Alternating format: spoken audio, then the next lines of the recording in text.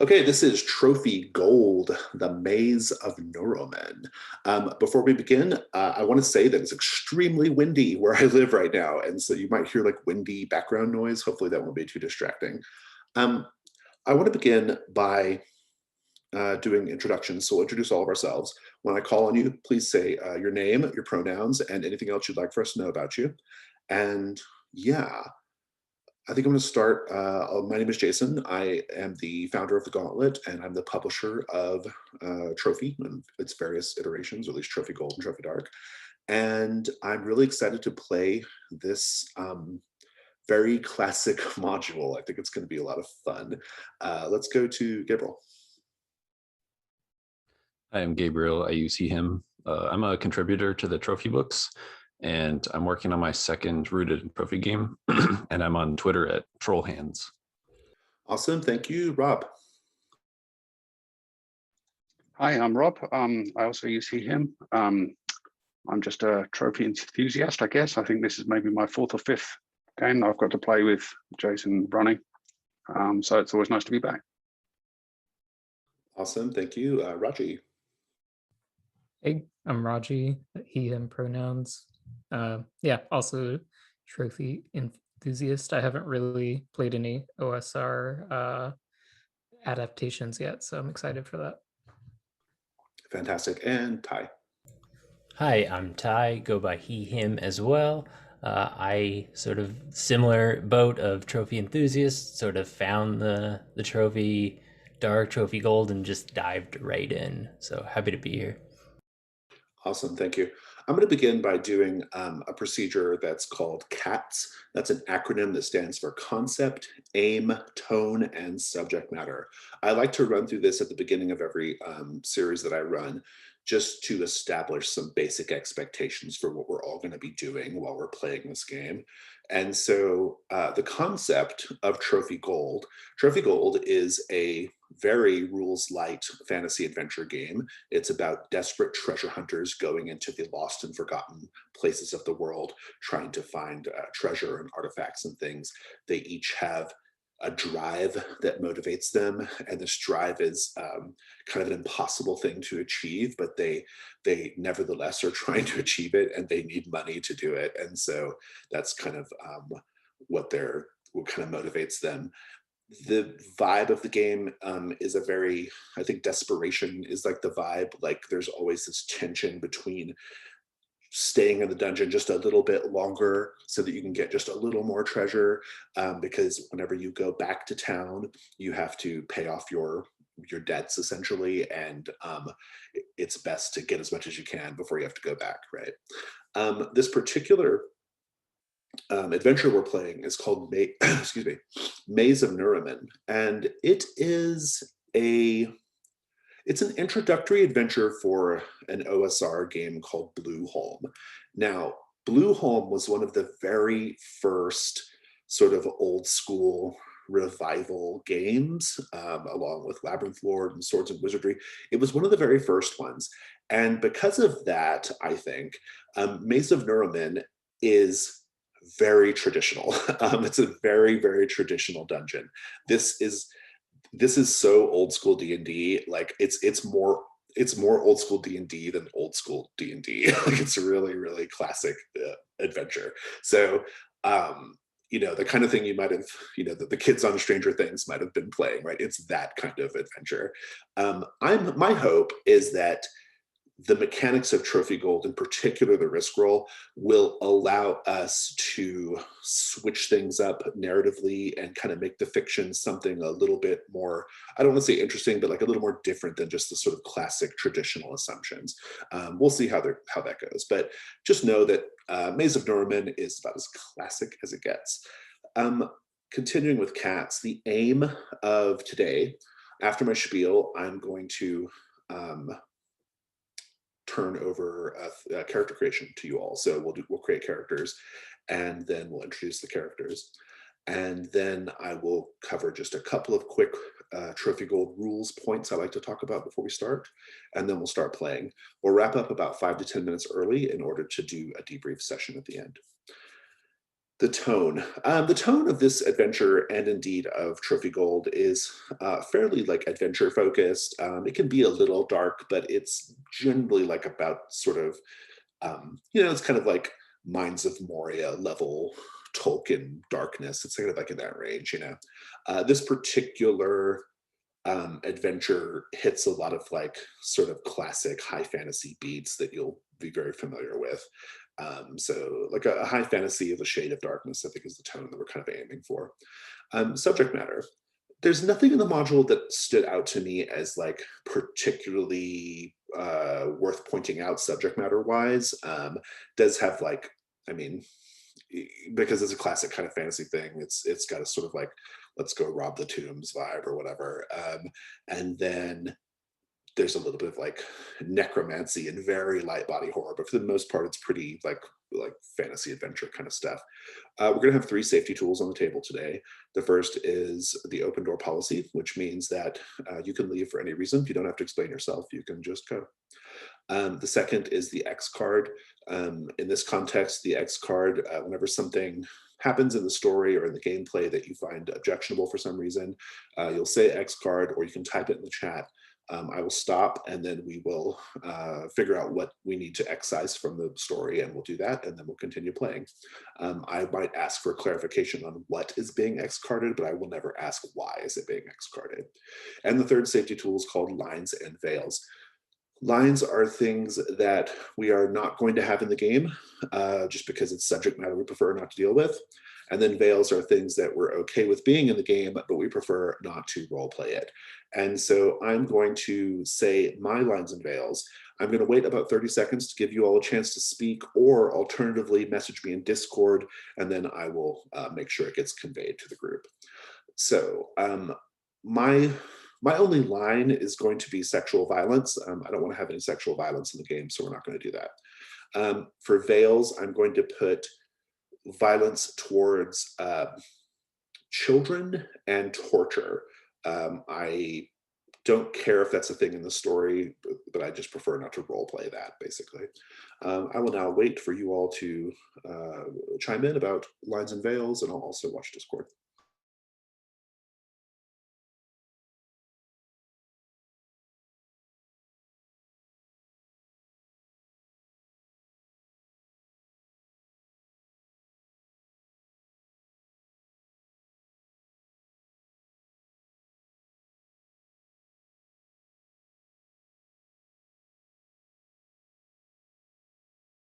All right, everyone's checked in.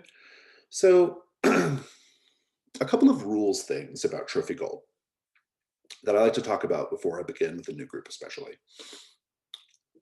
The first is that Trophy Gold, perhaps more than the games that it sort of aesthetically imitates, is much more player authored than those games. You will have many opportunities as players to shape the fiction, and you have a few different tools at your disposal in order to do that. This is really important because, especially when you first start playing any game of Trophy, but Trophy Gold in our case, there's a tendency towards hesitancy. Like you don't want to offer anything too radical or too crazy or too off, like out of the box, because you're worried that it's going to mess with my prep or something. You should not have such concerns. The game can 100% handle whatever idea you have for the story. So, and if I think it's too much, I will rein you in. So don't worry about it. So just understand that there are going to be lots of opportunities for you to speak as a player, to say, I think it'd be cool if this happened, or if the die roll fails, I think this is what's going to happen. Here's a devil's bargain. If you take this devil's bargain, it's going to be da da da da. Make your offers, go big with your ideas. I think that's better to just create a lot of space to play in, right? So that's the first thing. The second thing is Trophy Gold functions with this really interesting kind of out of character sort of economy and gameplay loop that I think is worth talking about. So your characters are going to be moving through the dungeon, and they're going to hit certain points where it's going to be what's called a set, and each set will have a set goal. And that set goal is usually out of character information that we all know about as players, but the characters don't know about. And it's really, you kind of have to make a decision about, while you're playing, like when and how do you want to achieve the set goal, or if you want to achieve the set goal.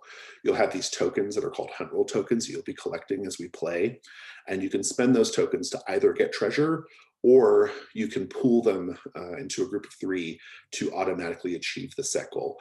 The skill of trophy gold play is sort of, as a group, knowing when to spend your hunt roll tokens. It's a really major part of the game. And so I just want to kind of make you aware of that at the outset. As we play, you'll kind of see how it goes. And so with those things out of the way, let's talk about character creation. I want to, you have the sheet. I'm going to go ahead and pause the recording. I'm not going to make viewers watch us create characters. Okay, let's go ahead and introduce these characters. I'm going to go in the order of the sheet, left to right. So let's start with Gabriel and Kiva. Gabriel, tell us about Kiva, please. So Kiva is a weaver. She was once, scrolling down here, she's a goblin refugee as well. And her drive is to become part of the swirling court. She has 2 rituals, web and lure. And she has some equipment as well, some twine, wind chimes, and a monstrous wooden mask. So I'm kind of picturing, not quite a magician like I see we have, but her skills are mending traps, prophecy, and invention. Fantastic. A question about Goblin Refugee. Refugee of what?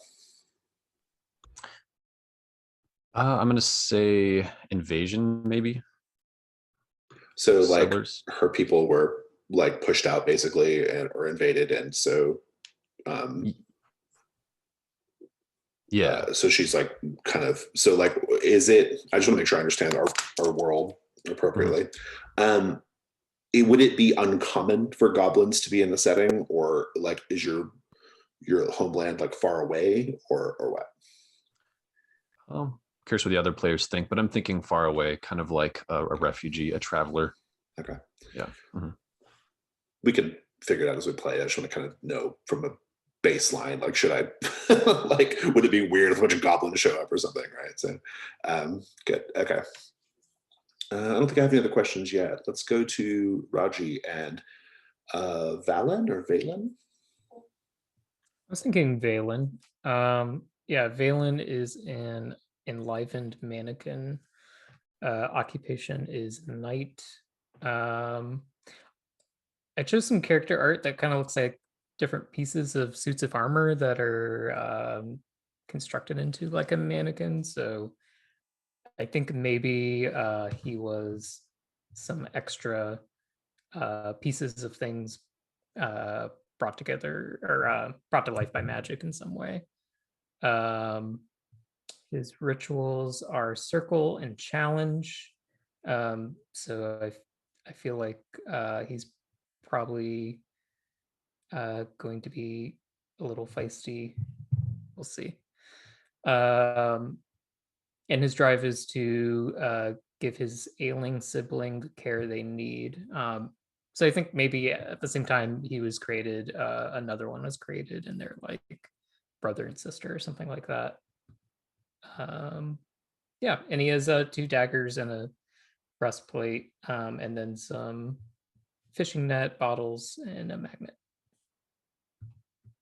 Fantastic. I don't think I have any questions yet. I am very curious about what's going on with your sibling, but I think we'll figure that out as we play. So let's go to Ty and Basso. All right. Basso is a magician. His background is discredited academic, and his drive is to pay the magus that can lift Garalum's curse. So for his skills, performance, rituals, trickery, and disputation, I imagine him sort of like a student or a scholar that has washed out, probably from some disreputable things that he's been doing. He has the rituals guide and float, and then he's got troll blood, a jar of glowworms and vermin repellent. For his combat equipment, he has a stolen arcane runestone and an old rusty longsword. And I will point out that the magician is the only one in this party who's not using a dagger. So this should be quite interesting. Indeed. What do we know about Garlem's curse so far? Any thoughts on that? I think so. I think he's trying to make a name for himself, or was back at the academy, and maybe Garlem was a teacher or a mentor who he crossed, and now I'm thinking nothing Basso writes down stays, so it sort of just like wipes away or something. So that's kind of a problem for, like, Yeah. academic studies. Yeah, absolutely. Okay, good. Awesome. Okay, and Rob, tell us about Reynolds. Reynolds is he's a lockpick who was a fugitive servant. So I think he's quite a bottom rung of the ladder in the city type of character. His drive is to pay off his father's debt to Bright Teeth Assyrio. As a lockpick, he is skilled in acrobatics, security, and surprise, and he has a skill in evasion, which I think comes from his background. He knows one ritual, which is rust, which allows him to erode an object with the ravages of time. And he wears a once fine but now very tattered leather jacket as some armor, and he has a dull-bladed dagger. I think it's the only kind of well-kept item or piece of clothing or equipment that he has. And he carries some chalk, a crowbar, and an heirloom compass. Fantastic, thank you. Good. So as we start playing, I'm going to be asking you lots of questions, and there are no right or wrong answers to any of them. But if you ever find yourself, maybe stuck, or like you're not sure how to answer a question, always go back to your drive. I think that the drive is a great touchstone for figuring out what your character is about and how they perceive the world. And so that's my piece of advice as far as that goes.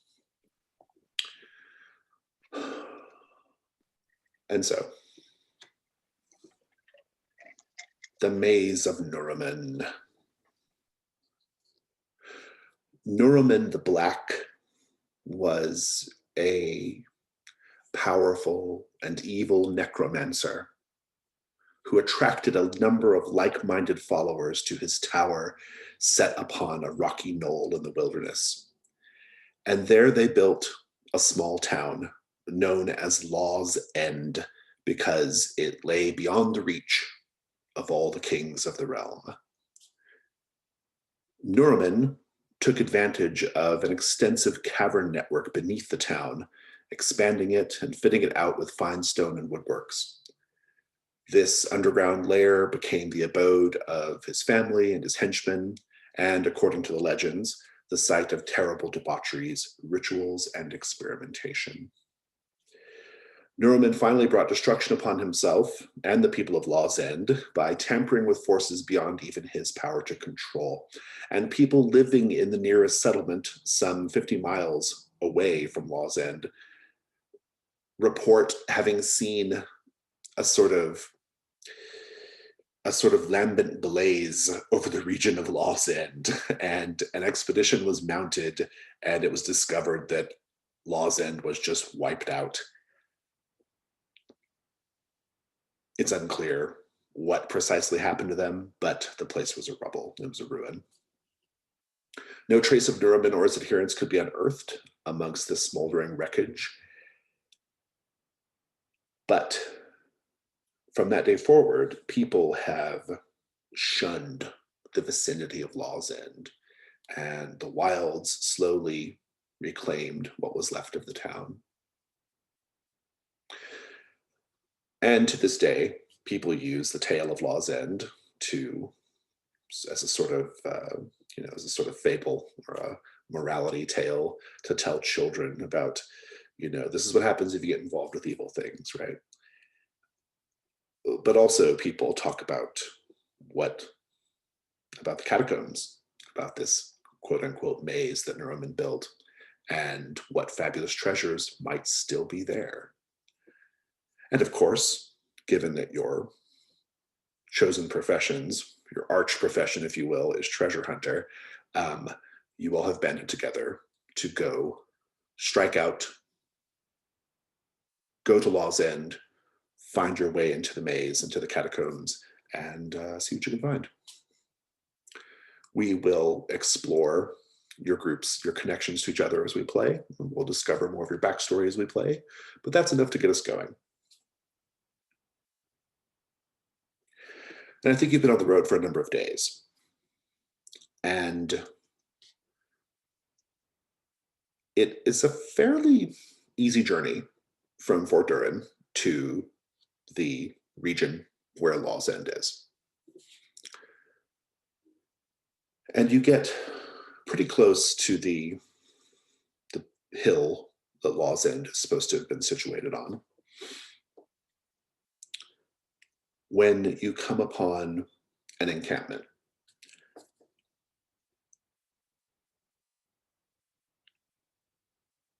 This is our first set goal. The set is called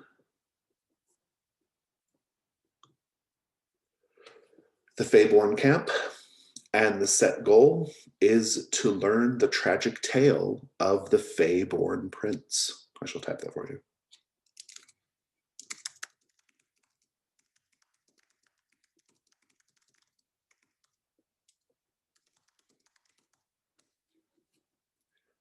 Now, as you approach, you have already heard word that there is a community of fae-born living out here, and so you don't have any reason to think that they're hostile. And in fact, as you are getting closer, I think it's probably evening, getting to be probably a little after dusk, and you can hear singing, merriment, that sort of thing coming as you approach.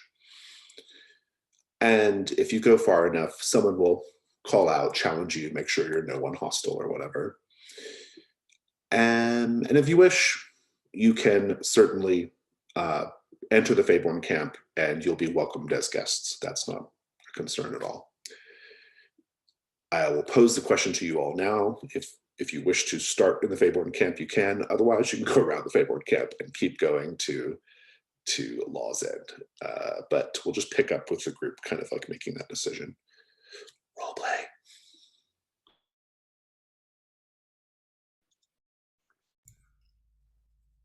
How far is it to where we think Law's End is from the fae-born camp? Not far at all. No, not far at all. It's like, it's like 2 miles, maybe, if that. So they're basically at the base of the hill. So still, any opportunity for a meal is one that's not to be missed. Maybe they have food to share or other things to share. I'm not about to turn down an opportunity to meet someone new and learn their stories, something to write down for later. The people are always willing to read a good book.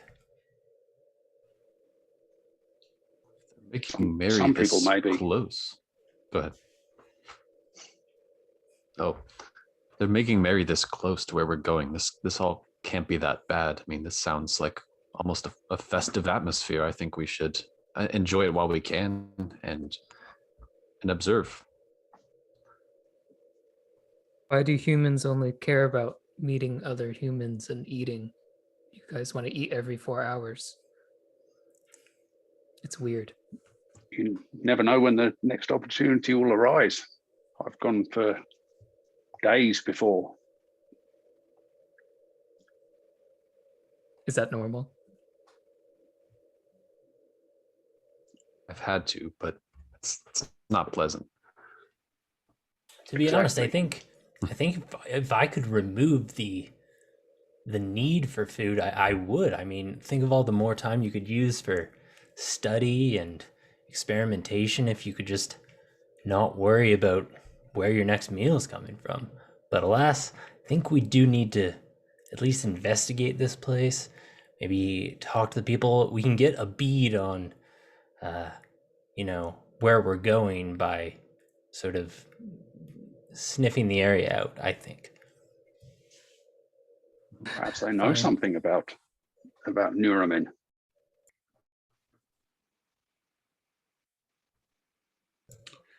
And so it sounds like we're heading towards the fae-born encampment. You are you're welcomed as long as you aren't like outwardly hostile. No one's going to, say anything or disagree with you being there. I do have a question for everyone, though. A paint the scene question. Everybody will answer. The fae-born mostly look like humans. They're very, very similar to the people of Fort Durin and other people of these lands.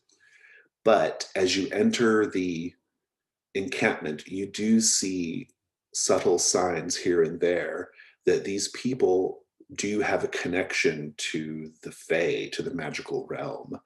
I'm curious what it is that you see that confirms this. Think about it, and whoever wants to speak first, go ahead.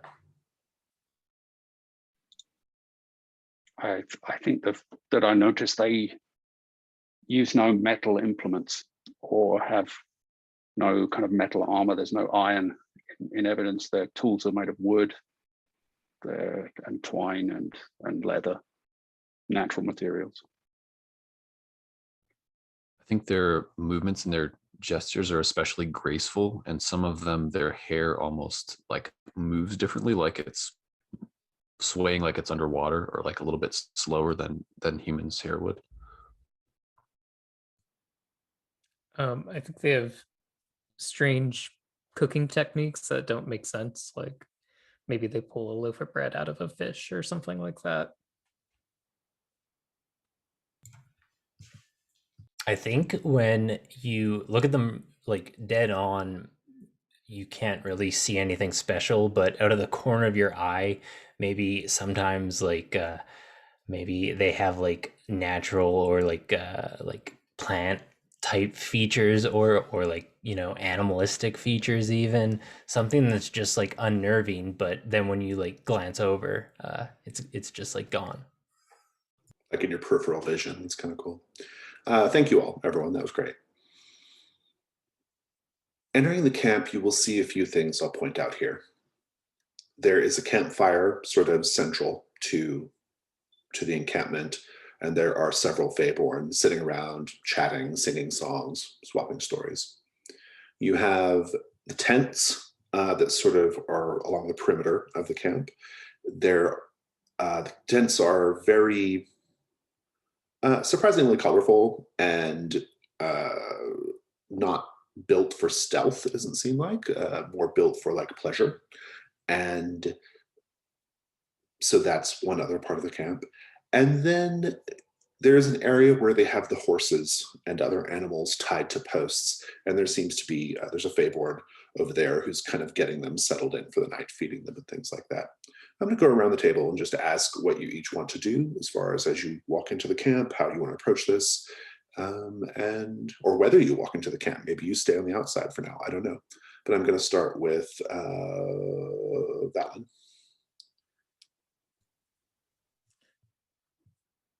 Yeah, I might actually like climb up to a point where I can sort of observe and make sure it's okay. I don't think I immediately trust them or want to get to know them. Fair But enough. I'm curious what will happen to the others. We'll come back to that. Basso. I think I want to approach the campfire, and sort of like see who's there and greet them. Sounds good. Reynolds? Yeah, I think I stride in a friendly manner up to the fire, greeting them effusively, but also kind of with a corner of my eye checking for opportunities, anything not tied down, any tents unattended, that kind of thing. Can't help myself. Good. No, good thief. It's good. Kiva?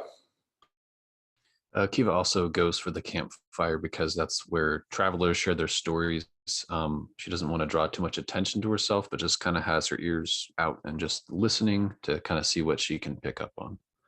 Fantastic. We're going to start with Valen. Valen, am I saying that right, Raji? Do you prefer? Valen. Valen. Okay, Valen, sorry. We're going to use the die roller in the trophy Discord. If you just go to the trophy Discord and scroll down, there's a dice channel. Give me a hunt 2, Valen, or no, it's not a hunt 2, a hunt roll. And if you can justify a second dice, either via your equipment or skills, you can do that as well.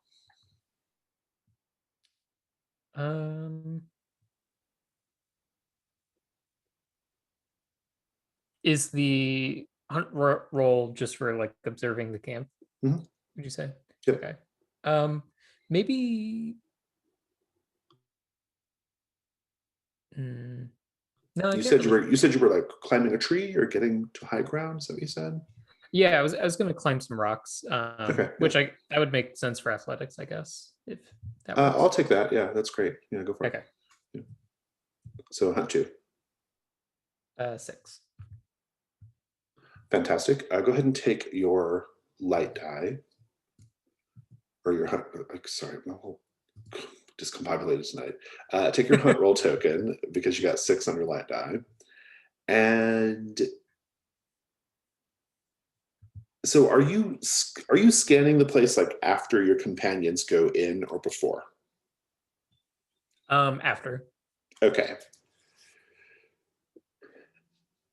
Your companions. I may say something in passing like, I'll be up here, let them know so they're not sure, yeah. worried. Yeah, that's fine. Yeah. They'll enter the camp. You'll see them enter the camp. I think you're just like on a little high, like overlook or whatever, right? Kind of looking, a little rocky overlook. You'll see them enter the camp. They're greeted in a friendly manner. They sit down around the campfire. Food is being shared. That all seems pretty normal. You will notice that there are people in the tents. Some people are going in and out of the tents. And yeah, it's a fairly unremarkable scene. But you have your token. So let's go to the actual camp now. So you're greeted. Someone stands up and says, "Hello, friends. Welcome. Join us, please. We have more than enough to share with everyone." That's very good to hear. It's nice to meet such friendly folk this far from civilization, for want of a better word. We have nothing that would cause us to be unfriendly. We are nearing the end of our time in this place, and so we wish to send it off in good cheer. I think I give a quizzical expression and what do you mean by nearing the end of your time? And a few of them kind of like look at each other and they kind of smile. They're sharing like a little bit of a joke, maybe an in joke. And they say, "All fae-born return to the land of the fae from which our forebears came at some point in their lives. We are welcomed back, and we are making our way there, though we are a bit delayed at the moment." Delayed from a calamity of sorts? What's wrong? And another one of the fae-born puts their hand on this fae-born shoulder and says, as if to say, "Don't talk about it." And he says, "Maybe that's a story for another time. Please, here, sit, eat. And Reynolds, you said that you were actually like keeping an eye out, right, for opportunities in the camp, right? I think that's just an ingrained habit wherever Mhm. wherever he is. You can take a hunt roll. Go for it. Okay. Am I justifying extra dice here? Perhaps the security and evasion skills. I like security. Yeah, I think that's great because you're kind give of me an like eye for- assessing the place. Yeah.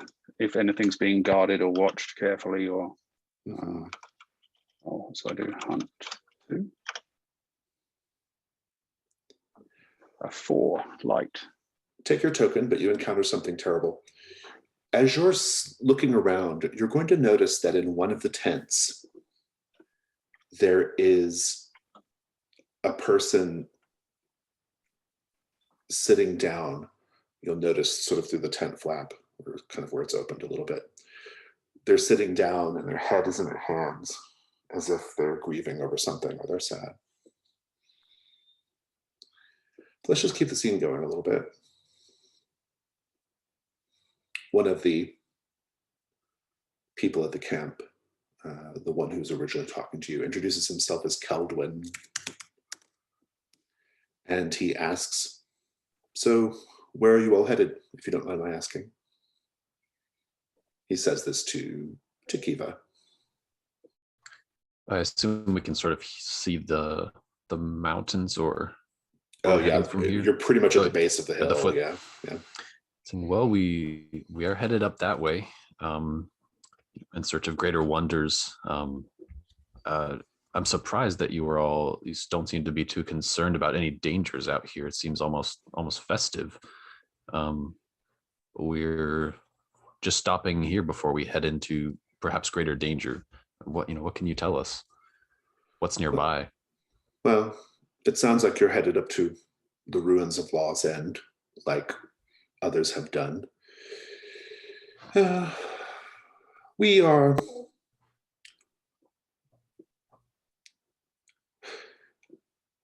listen, in all truth, we tried to go up there ourselves, but it turns out we can't. There's something about the place that keeps us away from it. And so now we are, well, we're at a bit of an impasse, a bit of a limbo, if you will. And then again, his other companion sort of is urging him to stop talking. But you might be able to get him to open up a little bit. Curious, you all spoke of knowing that it's time for you to go back home, and I've been a long way from home for most of my life, and I don't know if I will actually find it again, but I'm hoping to find a new home. And you all sound so certain. Is there, sometimes I see signs in my travels and that lead me to believe I'm on the right path. How do you all feel so certain that it's your time? I'm just curious to hear tales from other travelers on this. And I think at this point, someone will step out of one of the larger tents, one of the grander tents, and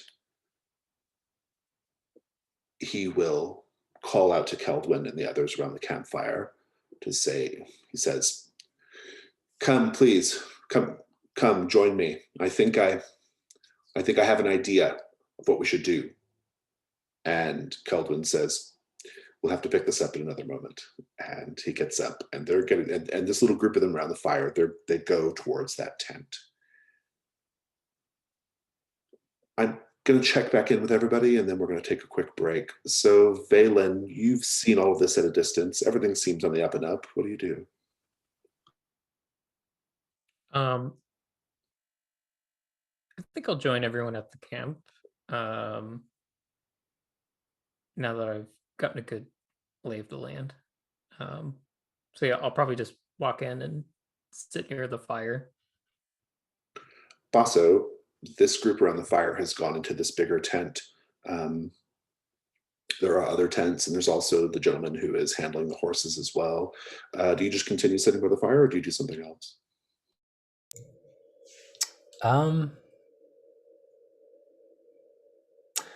Yeah, I want to look at Reynolds and say, uh, you know, it might be helpful if we heard a little bit about what they were doing. I don't know if that's something you might be good at, but could My be a curiosity is piqued yeah. myself. Try to write things down so that I have a reference for later, if you can.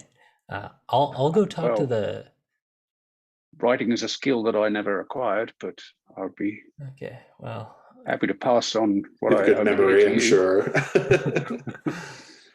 Okay, so it sounds like Is- Reynolds is going to go spy on the tent. Basso, what are you going to do? Mhm. yeah, I'm gonna go talk to the person with the horses then. Okay, Kiva, what about you? I'm just ask Valen what he saw. Just hang out and talk to Valen if he's not going anywhere. Sounds If we're good. both sitting at the campfire. That's great. Let's take a 5-minute break. We'll come back and we'll pick up all that.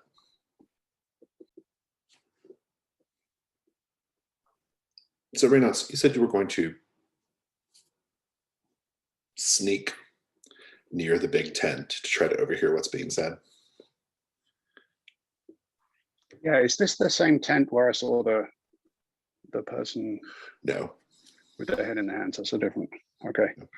Yeah, I think I'll take a chicken leg or whatever it is that I'm eating and just casually stroll around as though I'm stretching my legs. And luckily I have sharp ears, so perhaps I can overhear a little something without looking like I'm trying to overhear Indeed. too much.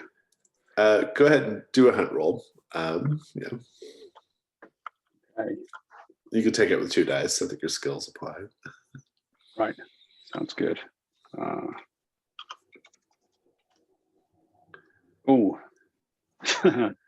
double twos. Oh, good. 2. Yeah. You encounter something terrible, hold that thought.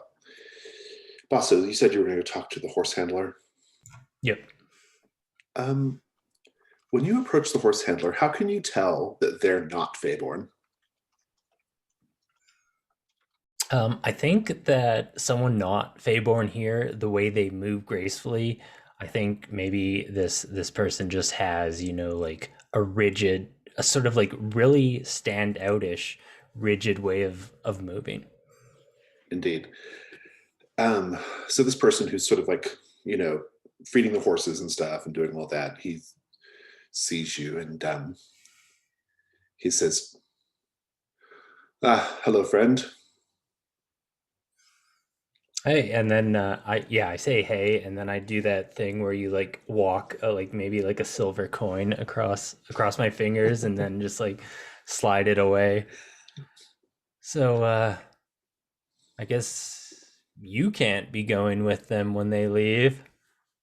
He's like, oh, to the land of the fae? No. I'm here to deal with the animals once they go. The animals can't go either, so someone has to see to them after they're gone. That's what I'm here for. That's what they're paying me for anyway. How long have you been with the fae-born, if you don't mind me asking? Well, I've had some familiarity with this clan for some time, and I've done odd jobs for them, off and on. And well, when it was their time to return to the land of the fae, well, they asked me to help them out, and we've been on this journey for not too long. We're held up at the moment, as it turns out. Oh, I heard it seems dire, but they might be getting to the bottom of it right now, I think. Sounded like they were having a meeting. Yeah, maybe. Whatever it is, it has something to do with this place. They need something, some sort of artifact, like a I don't know, like some sort of cosmic entry ticket to get them into the land of the fae. and something about the hill, something about Law's End. They can't enter it. I think the technical term is an arcane transference device, but yeah, I can understand how that would be hard to know unless you're academically studied like me. But what happened here? I mean, why can't they go up to up the hill? Well, I don't know the whole story. It has something to do with a prince, something to do with something that happened here a long, long time ago. And I don't know all the details, to be perfectly honest. I've just heard little bits here and there. They tend to keep their stories to themselves. And this particular story seems to be a bit of a sore spot for them. So. Interesting. Well, what's your name? It's a pleasure to meet someone. My name is Brandwin. And yours? Name's Basso. I came here. In case you were wondering, I actually came here because there's a lot to be said about Law's End, but mostly the fact that there's knowledge there that we can all use. We need to go there and we need to sort of grasp that knowledge and bring it back, for Fort Dern at least, and for everyone, greater wise. But they say it was the heedless pursuit of knowledge that caused Law's End to be destroyed in the first place. So sometimes it's best not to go overturning stones. I don't know if it was technically the pursuit of the knowledge, but the application of the knowledge that was found. So it's you got to make the distinction. There is like a specific distinction between getting knowledge and then applying the knowledge. So he says, I really have to finish feeding the horses. Yeah, no, I mean, I could keep going, but I won't. I realize that. Yeah, I guess I'll sort of wander back to the campfire at that point. Let's go to the scene with Valen and Kiva. I'm curious, Kiva, what does it mean to be a goblin in this setting? Like, is this a classic like bat-eared goblin? Like, what is a goblin? Sure, I think maybe not as extreme, like full pointed ears and everything, but I do think just a little bit more wild looking. Maybe she's got a bit of a tinge of green. Her hair looks a bit more like mossy. Nails grow a little bit longer. She's just a bit more of a smaller, feral looking person, I think. Yeah, good. Yeah.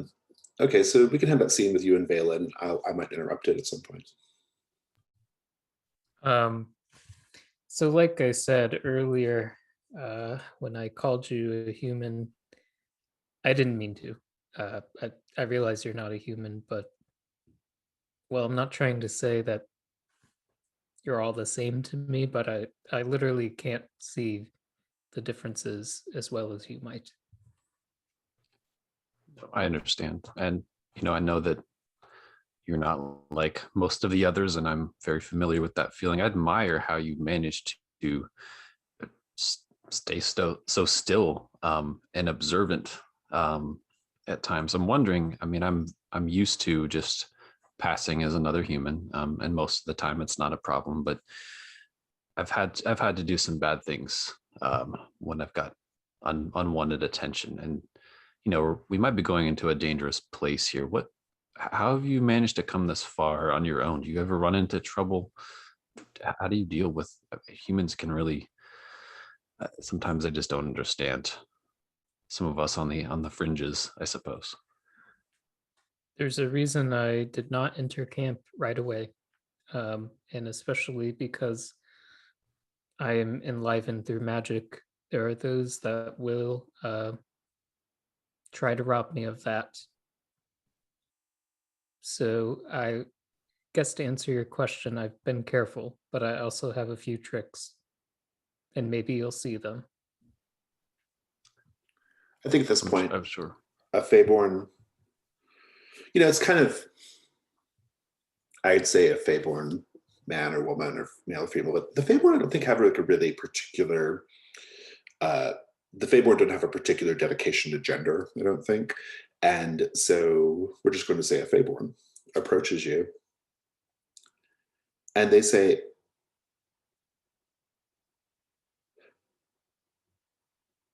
hello.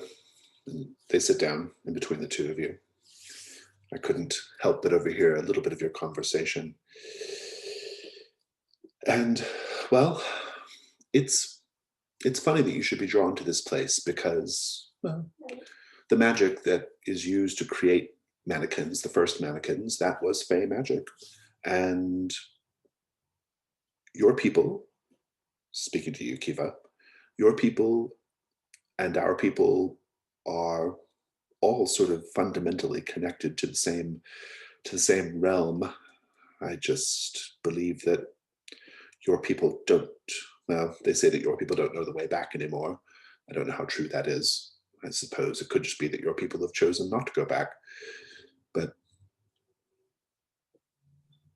I think most of us have just been trying to survive and have chosen to adapt as best as they can and found themselves very capable of doing so. But some, like myself, are seeking maybe another home, a new journey. Well, tell you what, this place is, we've been here for, well, about a week now, and I'm not sure how much longer we're going to be able to hold out. The situation is not good at all, and I probably shouldn't even be talking to you about it, but, well, and then this fae-born kind of says, I have a feeling that someone here is going to ask you all to get involved with our problem very, very soon. You should know that they will ask this of you, knowing that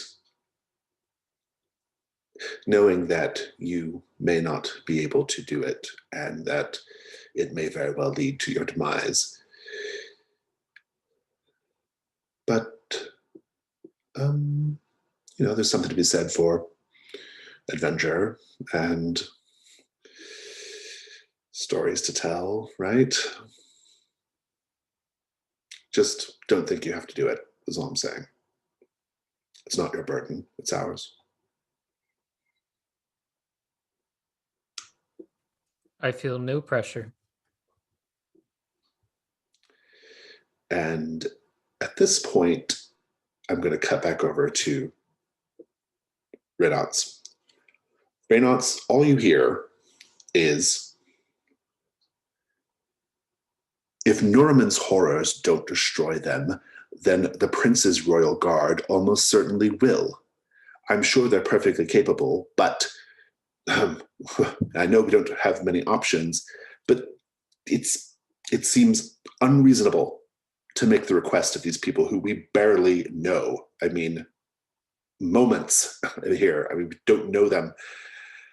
And again, you're consigning them to, well, probably doom. And the other fae-born says, well, I can help them with the royal guard. And then this seems to be a bit of a bone of contention. They're not saying what, but there's something that this leader, the one who called them in, is saying, I can help them get past the royal guard. But the other Keld one is like, no, you can't do that. In any case, it's a very, very intense conversation, Reynolds. It's about y'all, and I'm curious what you do.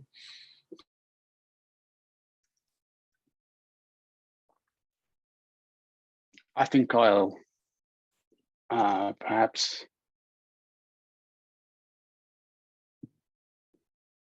give away that I am, at this point, it seems clear that they're interested in getting us to do something.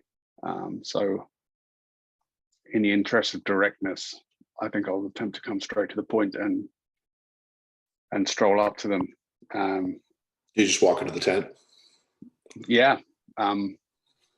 forgive me, curiosity is an affliction of mine, but I couldn't help but overhear. It sounds as if you find folks want something from us, or want our help with something.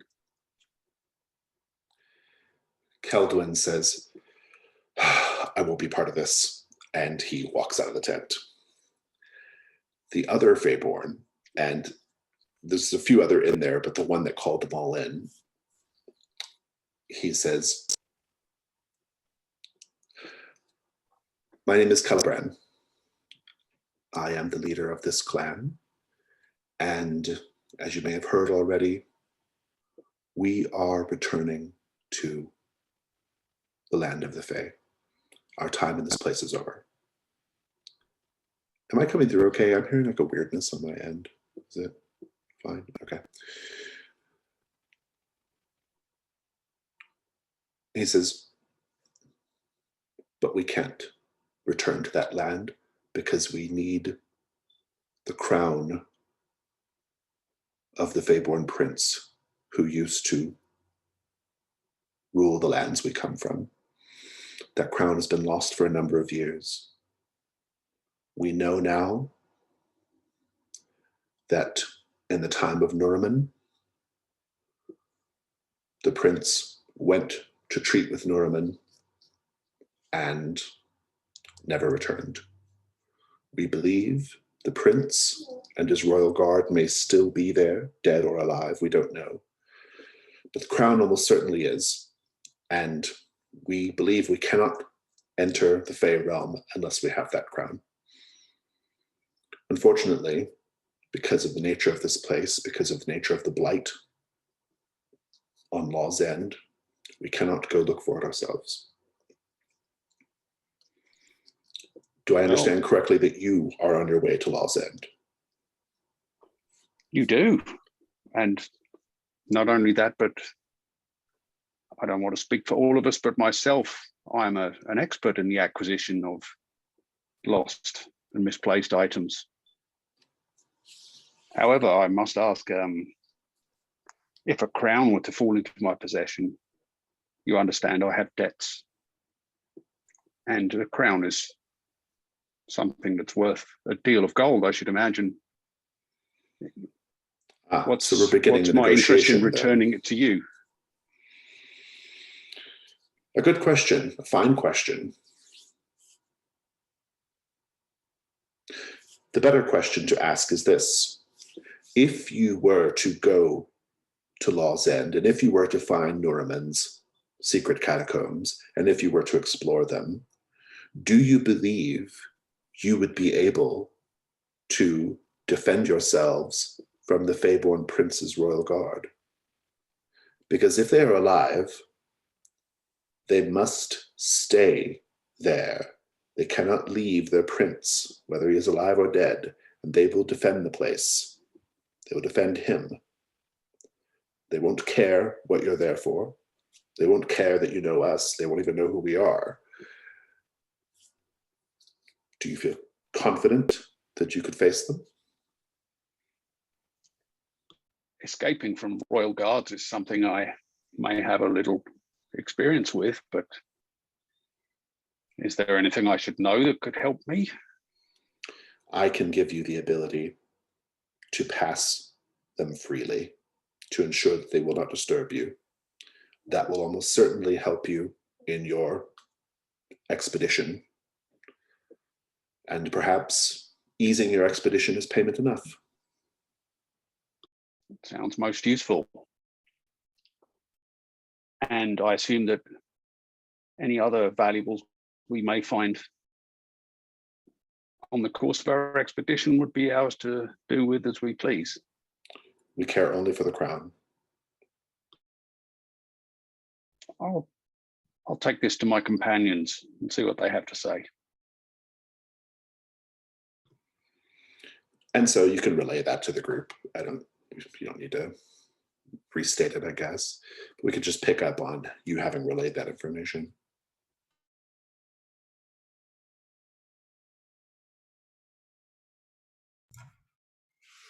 I think, we're going there anyways. So this seems like a good thing, but you know, everything has a string. There's always a string attached. I worry about that, but If they can help us evade one of the dangers there, and as you say, we are going there anyway. I would like to ask the other fae-born that's been sitting with us, what is this? What is this about giving us the means to pass them unnoticed? Is there some sort of magic that they can bestow on us? What does that involve? And kind of see if I can gauge, I don't know, see any insight into what they believe or what they think they can do. You can make a hunt roll. Yeah. All right.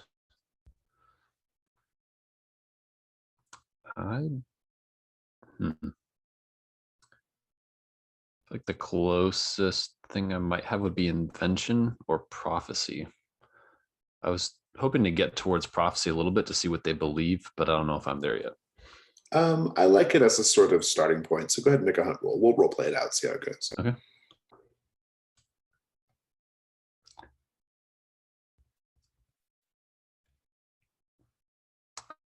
Five is the highest.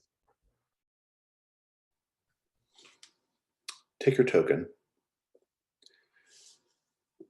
This fae-born, and Keldwin for that matter, they'll say, the truth of the matter is that this fae-born prince, whose name we don't even remember, went to treat with Nuromen because, well, they were at war or there was some sort of dispute.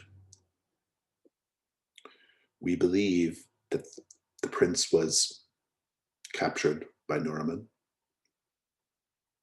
tortured, and that Nuromen conducted terrible experiments on them. And we don't know what you're going to find if you go looking for the crown. But we do know that his guard stayed in these lands near Law's End. They never left. Even after Law's End fell, even after it burned to the ground, they never left. They kept up a vigil that is endless. We don't know exactly what condition they're in anymore. But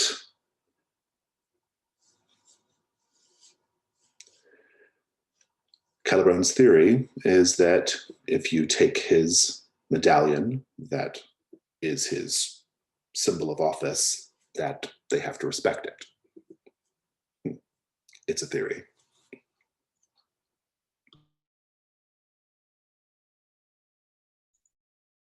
How is it that they became stuck there? It's not that they became stuck. It's that they chose not to leave. They would never leave their prince. That's what they were dedicated to.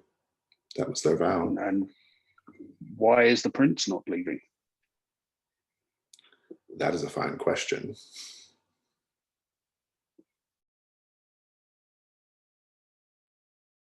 I think many of us have the means to defend ourselves or evade enemies if we would need to.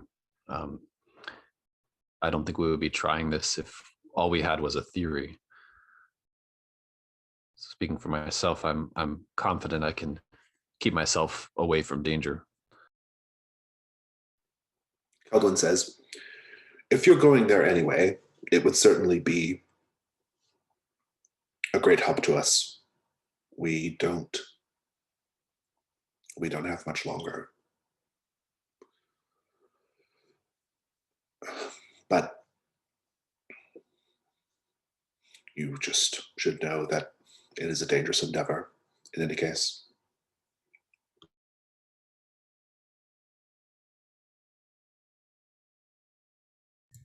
if you specifically, like you, never went back to the Feylands, would you age, or is this non-aging a manifestation of their current predicament? He looks up to the tent where the fae-born is crying, and he just, as he's looking at that tent, and says, "We don't have much more time. Let's just leave it at that."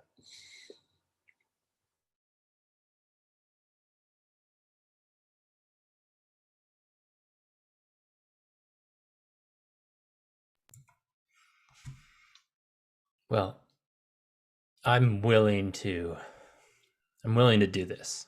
I'm willing to take the medallion and push into Law's End. What about the rest of you? Kiva, Reynolds, Valen? More than we had when we were heading this way to begin with, and seems to have lost its festive atmosphere for me. I'm not really hearing any other good stories. I would like to move on. This sounds agreeable to me. Any help is better than no help is always my policy. Although it does seem like they're reticent to discuss something about this story with us. I wonder if we're hearing anything approaching the full truth here. Maybe or maybe not, but I do think you've accomplished the set goal. So decide who's keeping the medallion, the fae-born medallion. Decide who's keeping that, and just note that in your found equipment.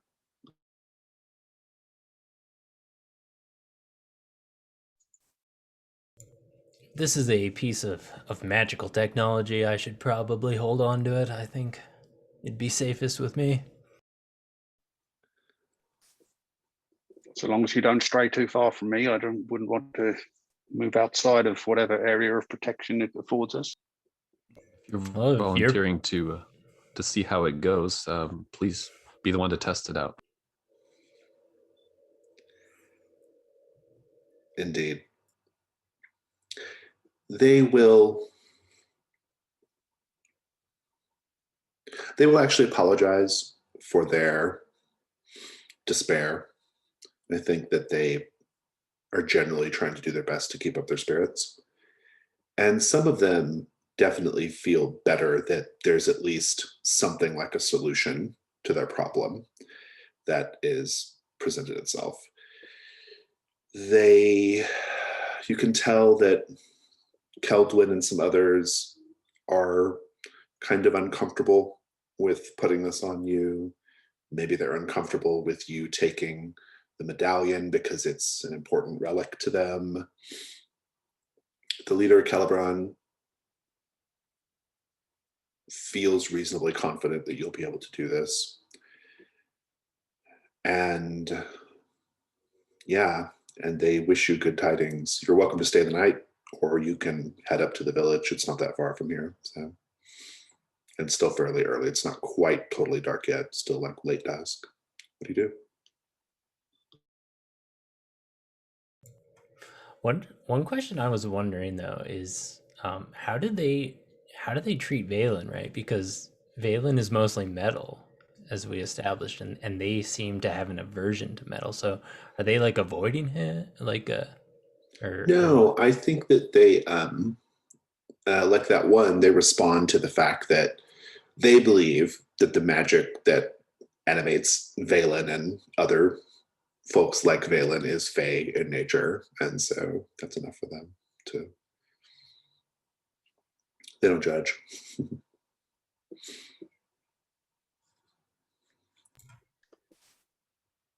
Well, I, for one, vote for staying the night. If there are ruins to be approached, better to do it in daylight than when something may jump out on us in the darkness. Agreed. Makes sense. Sure. I will probably find a place to sleep that's on the edges of the encampment. The night passes without incident. Next morning, the fae-born share their food with you, and they and they wish you all the luck. And you can start trekking up the hill. Law's End, or more accurately, the ruins of Law's End, is a new set with a set goal. Find the entrance to the maze.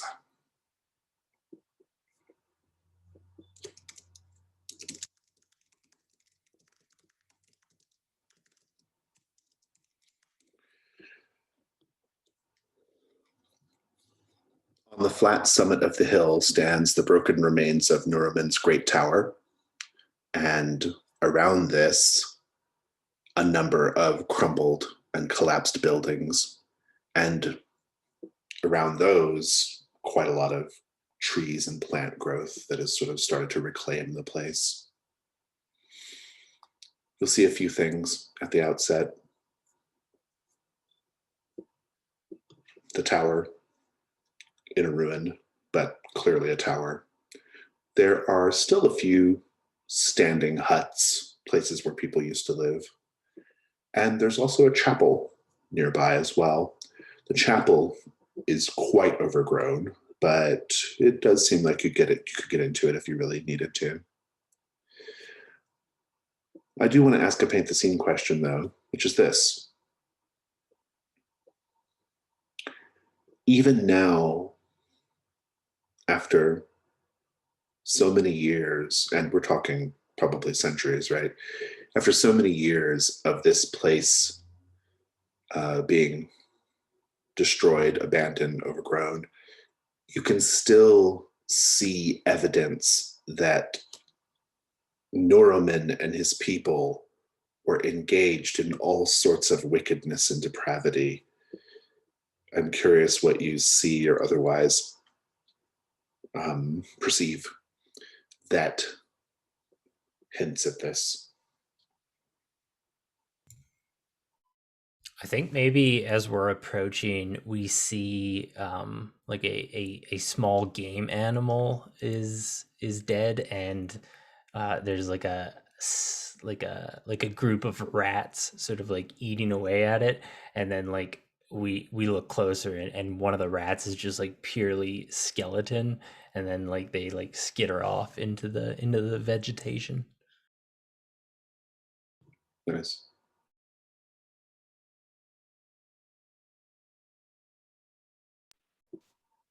I think maybe we see the remains of kind of a gibbet, an iron cage with a skeleton inside of it, and yeah, perhaps there's something unusual about the form of the skeleton. If we look closely, maybe maybe it has one too many limbs, one too few limbs, something odd and out of the ordinary. Nice. I think hung along the walls or the base of the tower somewhere, there is just an array of broken armor where like breastplate is just pierced or torn, split shields, just kind of grisly trophies of people fallen in battle. And some of them aren't even armor. They're just torn, ordinary people's clothing.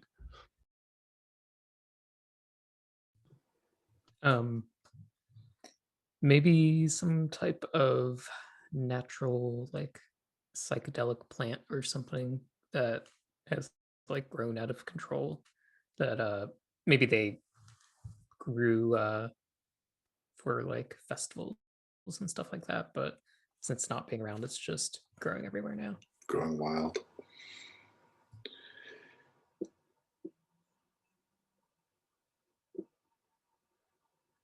As I mentioned, we have the ruins of the tower. There are still a few huts standing, and there's a chapel. The chapel's in reasonably good shape, all things considered. I mean, you can see the scorch marks, and there's vines and things grown up over it, but tree roots starting to take hold, but it's still standing. I'm going to start with Kiva. What do you do?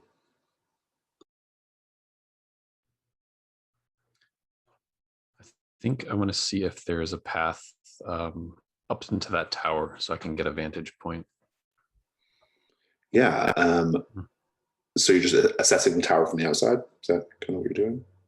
I'll walk up to it and see if there's a clear doorway entry up. The doorway is probably like is collapsed, but you can just climb over the rubble to get sort of into the tower. So what's left of it. And let's say you do, then what? I would like to, is there like a staircase going up, like a spiral staircase situation or a ladder? Yeah, the top, it doesn't go anywhere, but yeah, there is remains of a staircase there. Yeah. Yeah, I think I would just like to climb as best as I can up to the top and just get a good view of the surroundings and see what else I notice. I love it. Take a hunt roll. All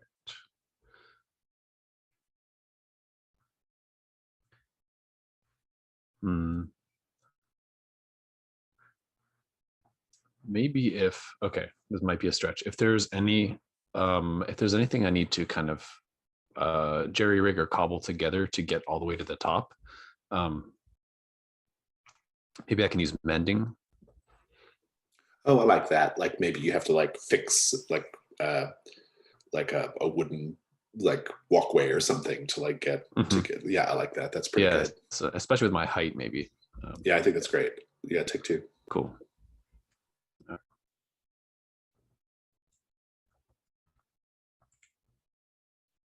6. Take your token. We'll talk about what you see in a moment. Phelan, what do you do? I want to look for anything that seems like too conveniently covered up. Like I'm trying to look for the difference between like rubble and like something being disguised as like caved in or something like that. I love that. Where specifically are you looking? I forgot what the options are. There's like the tower. There's still some houses standing. There's the chapel. There's the tower. And there's also just general rubble too. You could just search like rubble if you want. If you're looking, especially if you're looking for like conspicuous rubble or whatever, right? I think I'll start near the chapel. Okay, sounds good. Take a hunt roll. Let's see what you see just as you're sort of poking around. Can I use artifice? I like that a lot. Yeah, go for it. Especially as you've described it. No good. 3. You encounter something terrible. We'll talk about that in a moment. Let's go to Red Outs. What do you do? Well, I think if I were the powerful wizard Nuromen and wished to hide my riches away, my tower would be the logical place to start looking. I think I'll make my way up there and start looking for in the ground floor area, just to see if there are loose stones, containers of any kind. Are there niches in the wall, or that any kind of sign of a hidden entrance or a concealed storage, that kind of thing. That sounds great to me. Make a hunt roll. I think perhaps my security skill applies again. If not, I have a crowbar that may be useful for prying anything I find open. Yeah, go for the crowbar. Moving things and whatnot. I got a 5. Take your token. We'll come back and discuss what you find in a moment.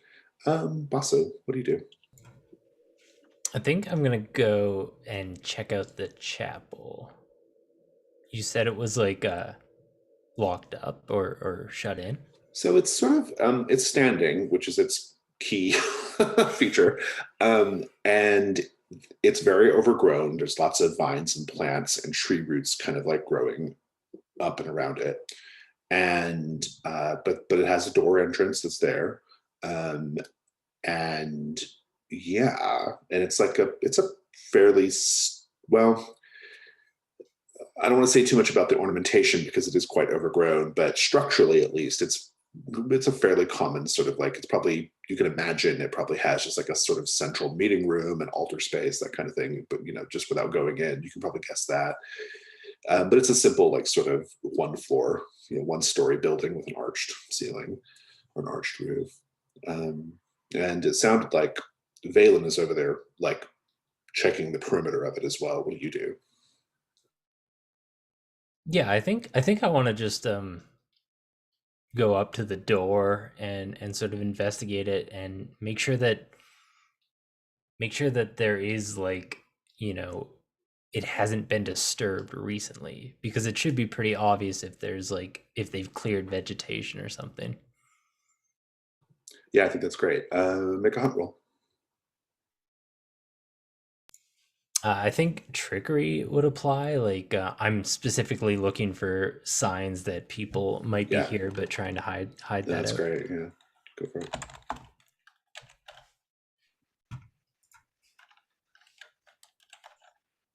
I got a 3.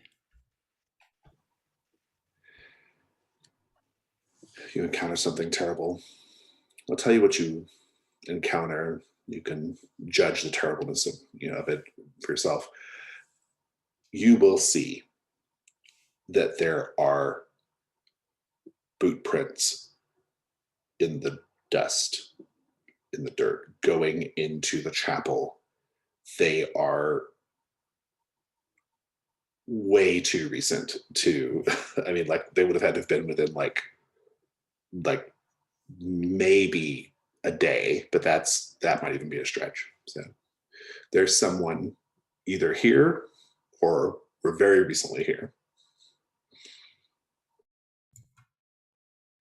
Interesting. Yeah, I think I'm just gonna like back away from the door, go find Valen, and sort of like point that out and be like, yeah, there's definitely someone here. They might be inside the chapel right now, even, because I don't think I saw Prince coming back out. Valen, what was your die roll again? 3. Ah, the encounter something terrible. The classic encounter something terrible. Uh, Almost as soon as Basso says this, you are jumped by a trio of bandits. They leap from behind the chapel. There is a rear exit to the chapel, which is where they probably came through. And yeah, they have short swords, they have daggers, and they are leaping at you. We shall come back to that in a moment. Kiva and Reynolds. Reynolds, you had a full miss, right? Or no, you got a hit. You got a 5, huh? Yeah, I got a 5. And Kiva had a 6, so that's good. Reynolds is moving rubble, right, Kiva? And you're up high, so you can look down and see better what maybe even Reynolds can see because of your vantage point. There is definitely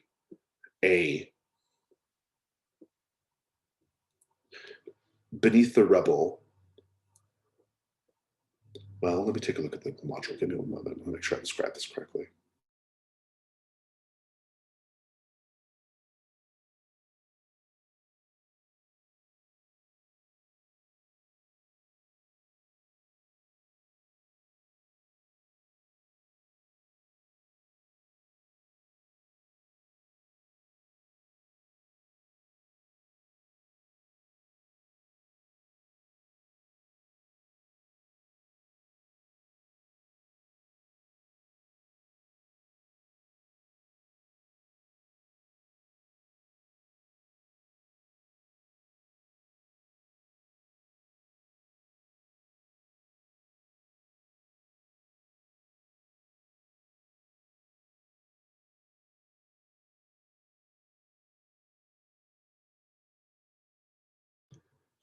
You can see beneath the rubble as it's being moved,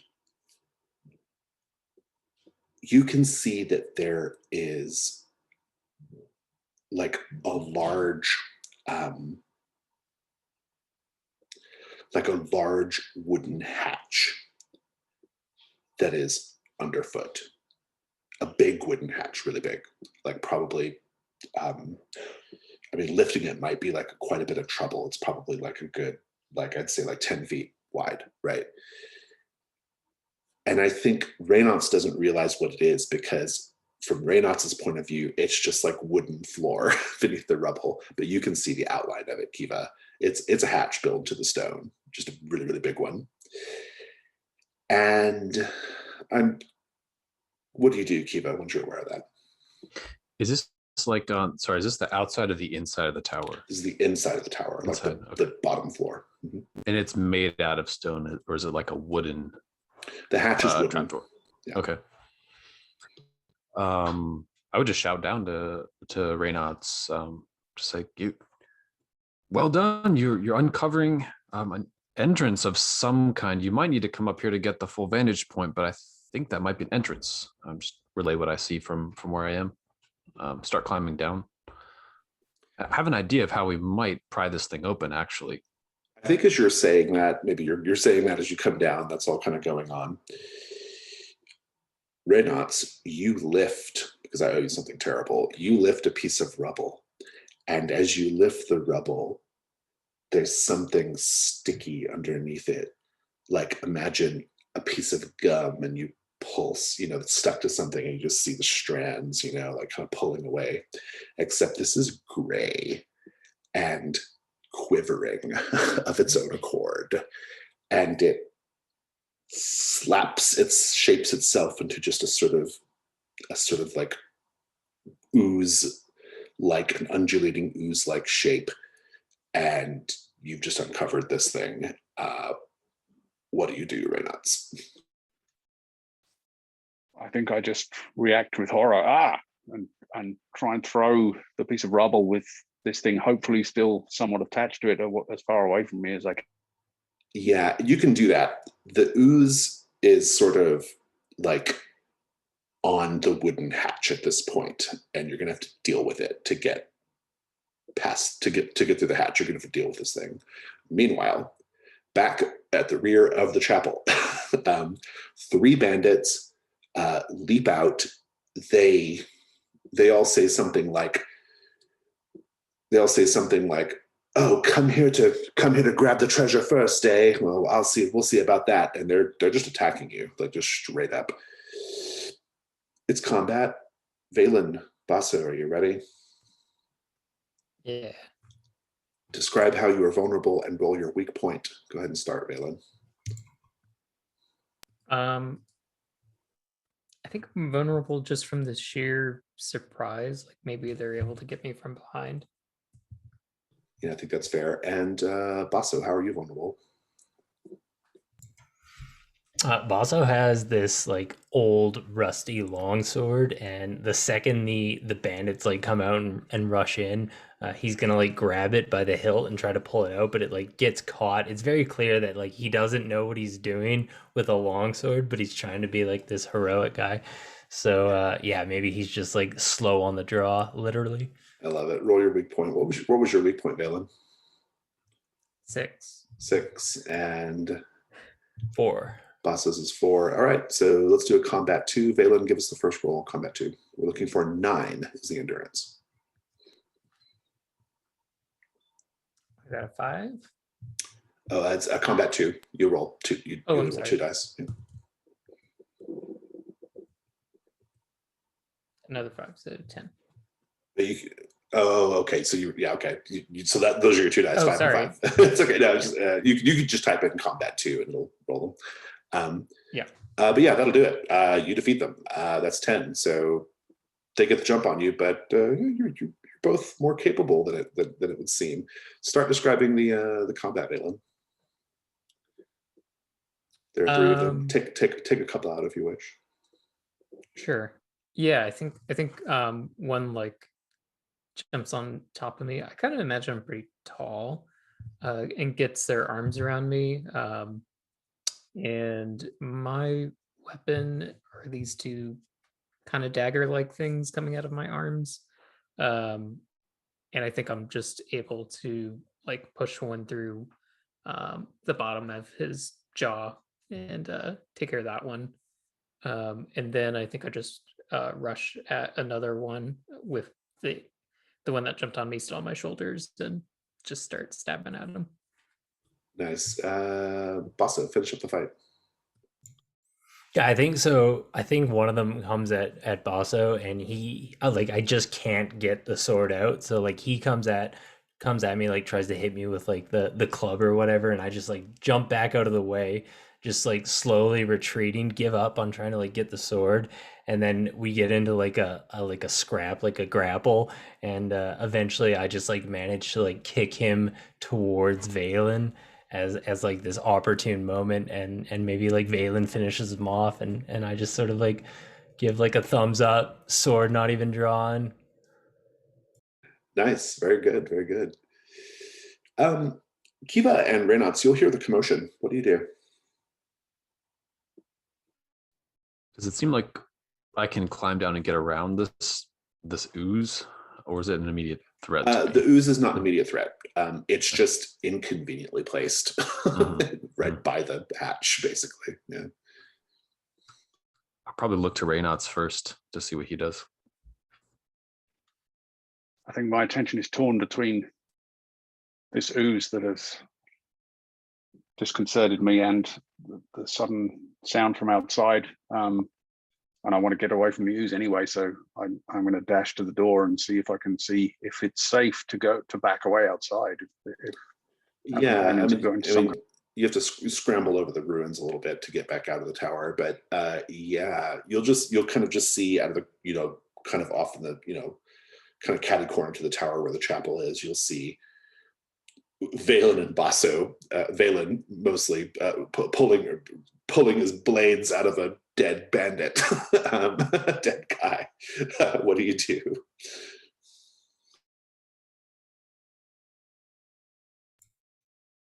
Is everything all right in the tower, gentlemen? We have this under control, I think. Valen was an absolute hero. Well, I found something somewhat unpleasant in there, but perhaps not as dangerous as what happened to you. And just say aside to Valen, you did say you had some tricks, and I'd be curious to see that in action next time. However that came about, it seemed very quick.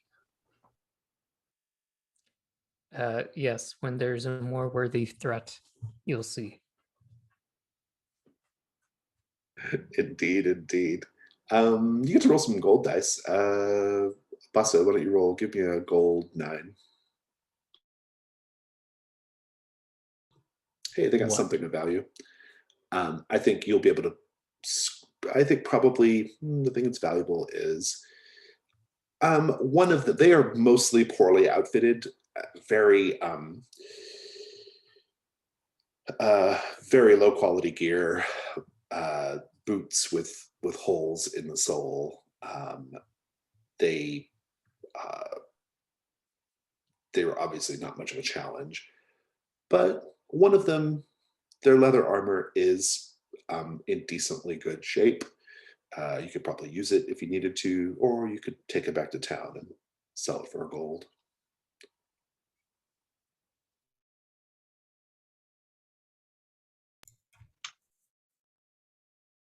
Yeah, does anyone want to claim this? I guess at Valen, it'd be you first if you wanted it. You did most of the work back there. Sure, I will take it. You can fold that up and tuck that away. And so now the matter of the ooze, or the hatch, or continuing to search a chapel for that matter. Let's just pick up the scene with everybody outside of the tower, kind of in the center of town between the chapel, the tower, and the huts and things. Valen, you seem a handy fellow. How are you with mysterious animated oozes?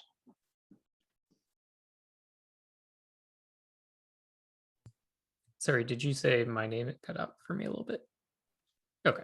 Yeah, I think I'm kind of turning toward you, hoping that you'll maybe go deal with the disgusting substance. Well, I'll give it a shot. I've not had much experience with these though. Yeah, I guess I'll turn over the rock, maybe with like that dagger type thing coming out of my arm. Examine the ooze. What are you trying to learn? You know it's there. Yeah. I think I want to know, is it keeping us from getting further? I mean, it's not even That under the kind of rock debate. anymore. It's just kind of free now, and it's just Oh, on the hatch. It's just in that general area. The ooze itself is about maybe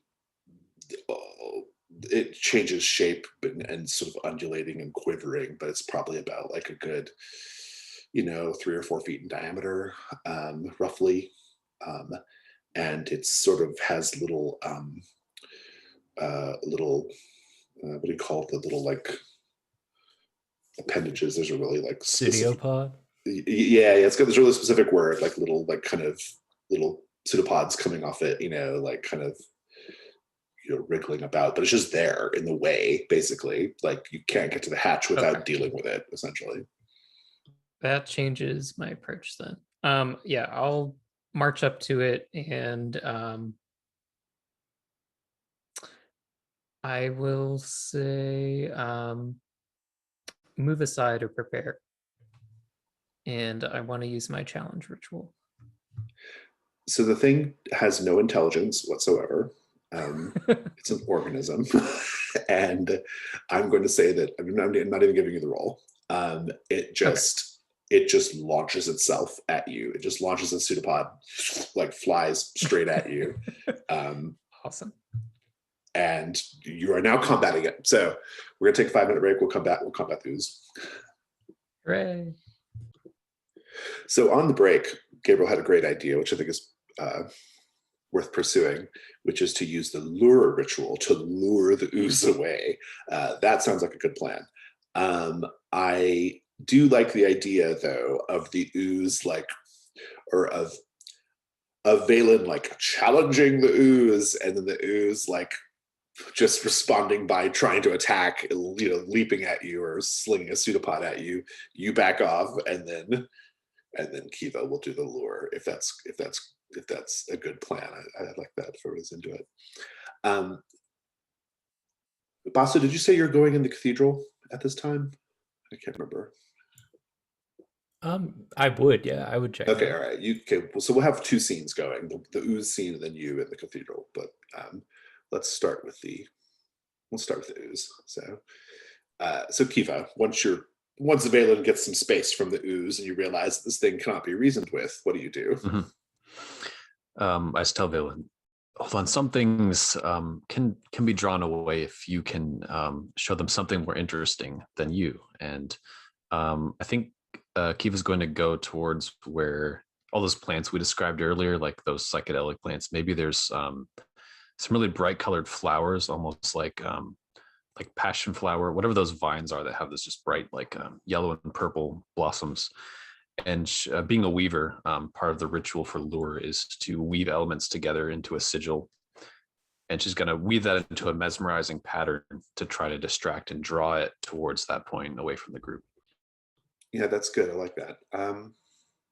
Fantastic. So this is a risk roll. You've said what you want to do, and now each of us, if we wish, gets to say what we think could happen if you fail the die roll, or if the die roll is a miss. So Rob, Ty, and Raji, it's up to us to say what we think could happen. I'm going to keep it simple and just say that this doesn't work, and you have to do combat with the ooze. So.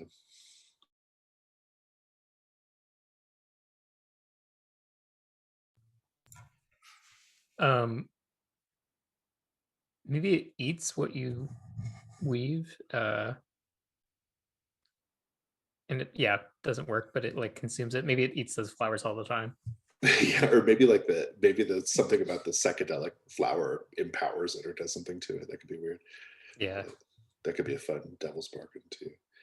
Rob or Ty, any thoughts? Yeah, I was just gonna suggest the psychedelics have some kind of reaction to it. Yeah. Yeah, it's good. Right. Yeah. Or it kind of, the animatedness of the ooze affects the thing you're weaving, and it kind of becomes part of it or something, almost taking you by surprise. Yeah. Love all that. So let's take a look at your dice. You get 1 die if you are using either a skill or a piece of equipment or the environment. You're definitely using the environment the way you've described it with the flowers. So you get your first light die, no problem, Kiva. Second light die is for a devil's bargain.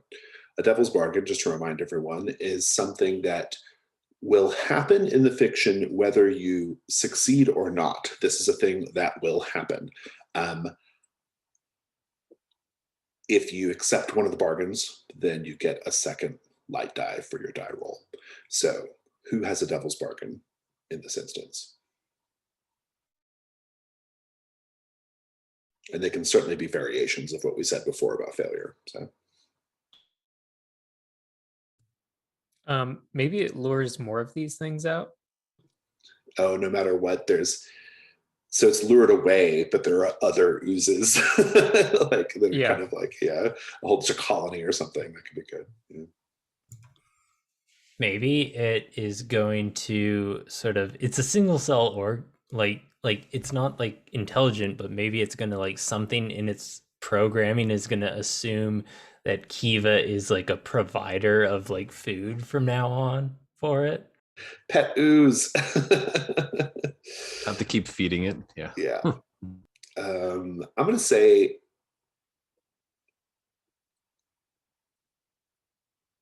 no matter what, you somehow make contact with the alien intelligence of this thing.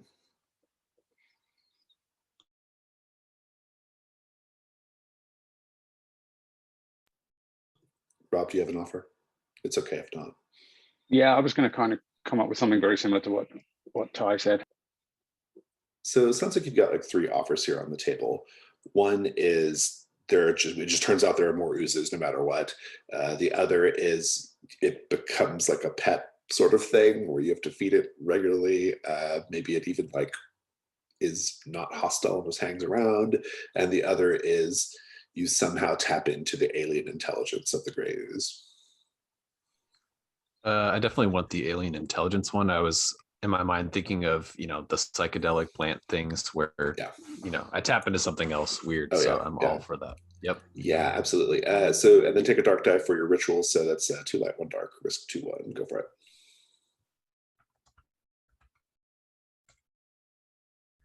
All right. That's a 6 on the light die, 4 on the dark die. 6 light, that's exactly what you're looking for. You're going to succeed. Go ahead and first describe just the ritual and luring the ooze away. So Kiva's done this before. It involves usually whatever materials are in the environment, but it's to do with weaving, which is sort of her profession. So she's weaving the plants in this case into a certain pattern, kind of humming to herself, all while watching the thing in front of her and trying to entice it onward, kind of like the matador with the cape, except it's this little plant pattern with the bright colors of the blossoms and drawing it away from the party. Nice. And the thing is handling the plants, just handling the plants causes their sort of psychotropic effects to take effect. Like it's a contact high, right, through your skin or whatever. And you find yourself tapping into, or you find yourself like sort of like your mind is kind of opening up to the gray ooze. The gray ooze is not it's not unintelligent. It's more that it has an intelligence that one normally wouldn't be able to understand, right? It's kind of like octopi, right? Like octopi are very, very smart. We just don't understand the way they're smart, right? It's a similar thing. And I'm curious, like basically what you sense is that the creature, it's essential. The creature is basically just focused on consuming things, consuming matter, consuming organic matter especially. And consuming the organic matter is so that it can sort of propagate itself, right? And grow bigger.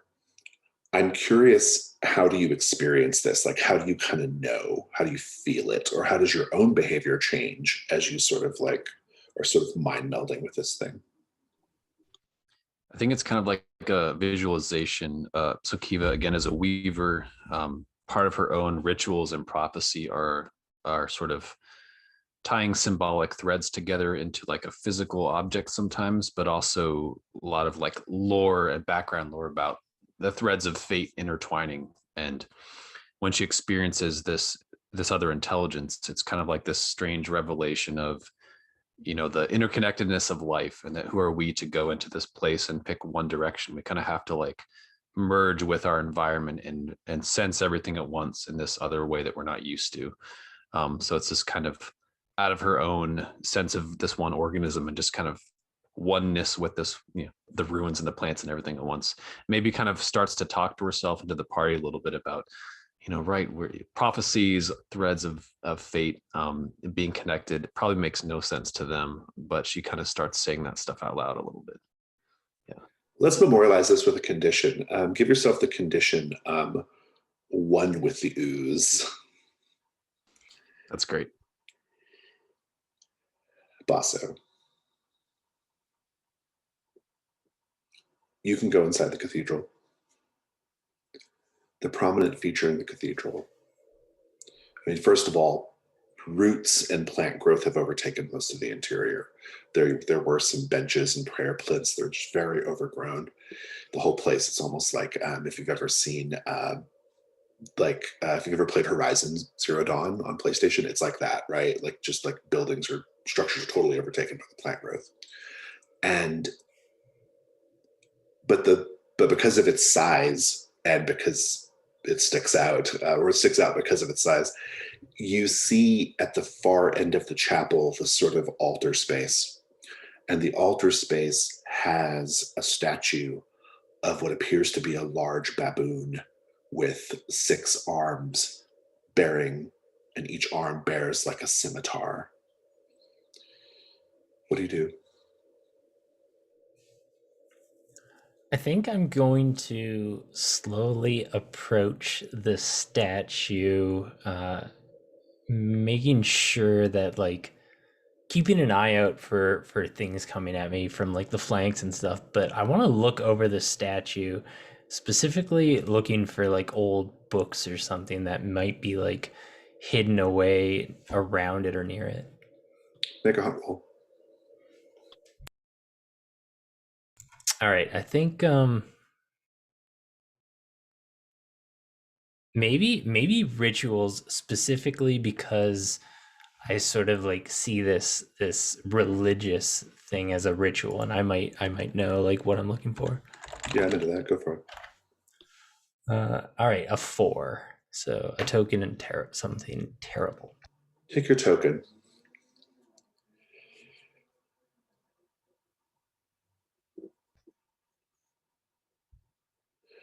You will,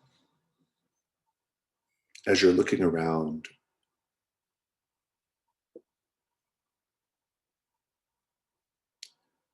the altar space around the statue.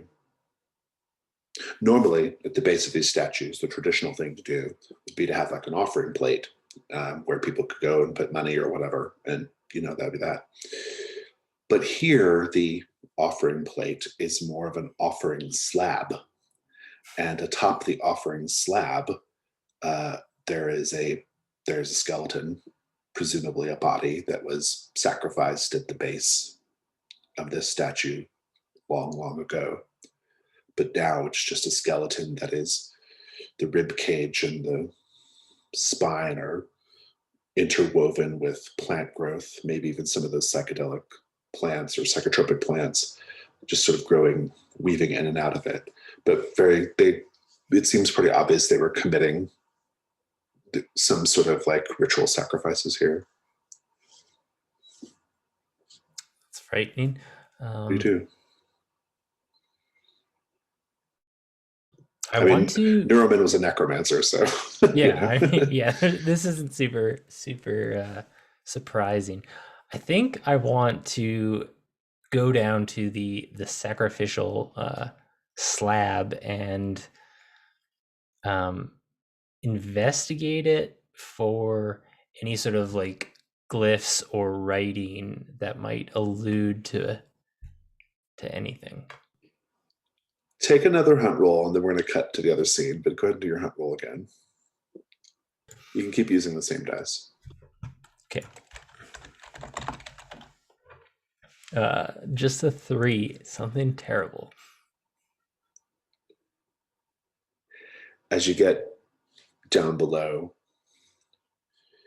looking down below, you will notice that the slab actually covers up some sort of space beneath it and can be moved. There's a little gap. And the reason why you know there's a little gap is because the cave scorpion has crawled out of the little gap and is currently resting on the top of your hand. I assume you're not moving very suddenly, or maybe you are, I don't know. But we're just going to cut the scene with you down, hunkered down, looking at the slab, and the scorpion crawls out of the gap underneath the slab and is now on your hand. Cave scorpions are noteworthy because they have 2 stingers, just to make it, what's more horrifying than one, right? Back at the ruins, I think it's just Valen and Rob, can you change your name? Sorry. Valen and Renats. At basically where the hatch is, because I think Kiva's taking the time to lure the ooze away, right? So it's just the 2 of you at the hatch. Large hatch. I think it's about probably 10 foot square, right? What do you do? I'm going to go down in there. And that's where Basso is, right? Currently. No, Basso's in the chapel. Oh, in the chapel. Okay. Yeah. You're all in the tower. Yeah, I'll go into the hatch. Can we see a way of opening it? Or yeah, it can be lifted. It's just very heavy, but I think with both of you should be able to get it up, push it up, and flop it open after you take some time to clear the debris. So. Yeah, I think we'll get to work on that and see. And I have a crowbar as well that might help us pry it up. So then we can. Yeah, I think as long as you have the right equipment, you can do it. You can use the crowbar, leverage it up, lift it, slam it open. It basically leads to a staircase going down. Do you go down? Mm-hmm. I think this looks promising, but I'm also aware that Basso is the one carrying the medallion that's supposedly going to protect us from the royal guard. So I'm a little hesitant to go without him. I mean, you can see to the bottom, so it's not like it's not a huge flight of stairs, maybe just 10, 20 feet. But down at the bottom, it basically goes down to this larger open space, almost like a little cavern beneath the tower. And the central feature of this cavern is basically the mouth of a shaft in the ground, very, very wide, 50 feet wide. And you can hear from down below, deep in the shaft, rushing water. So there's something down there. There's a way to get down there. I will tell you that this is Sekgol Met. This is the entrance to the catacombs, this wide, wide shaft. You will notice that there are a couple of sets of rope with, what do you call them, pythons or whatever, little, they're stuck in the ground that have been dropped down. I don't know how old that rope is. I don't know if you want to trust that rope, but at some point in the past, someone has scaled down the shaft, right? Have rappelled down the shaft. You can do the same thing if you want to use your own rope, but I'll need about 100 feet of rope. So, meanwhile,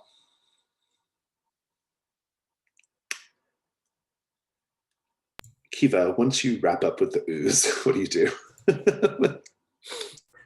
picturing Kiva as kind of just observing it and you know, talking to herself in this whole revelation, then kind of looks up at some point and her companions are gone.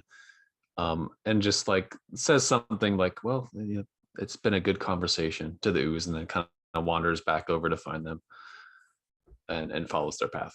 Yeah, you'll see the hatch opened. You could probably Mhm. even hear them chattering or whatever down below, so you Mhm. can join them. Basso, there is a cave scorpion on the back of your hand. What do you do? I think without touching that hand, I'm going to like slowly reach into my like satchel and pull out one of my vermin repellents that I have. And what I think it is I actually think it's like a little wooden disc that's like a little magical like token that needs blood to like activate. So I think Basso like bites his like his lips, so because he can't like cut himself, and then like lets that blood drip onto the vermin repellent charm, and then slowly like brings it towards the scorpion. I love it. Just erase a use of your vermin repellent, and I'll let you have this for free. And so basically just like the scorpion follows the little coin. Yeah, or like a magnet. It's like it like as the repellent comes in, the scorpion like backs off. Oh, it's a repellent. Yeah, so it sends Yeah. it away. Yeah. Okay, good. But there's something beneath that slab because there's a gap there that it crawled out of. What do you do? Does it look like I could move the slab on my own? No. Or is it's too heavy? Yeah. Yeah, I guess I'll reach back into my satchel and pull out my jar of glowworms. And what I imagine these are like 3 like little worms that are sort of like gray and uncolored. I'm going to like taking out like a paring knife, cut some of the vegetation off of like what's wrapped around the skeleton and feed it to one of the worms so it lights up, and then like holding the worm sort of like stick it down the gap to try to like get a look inside. Yeah. Take a hunt roll. Take 2 tokens since you described it with your gear. A 5. Nice. Take a hunt roll token. And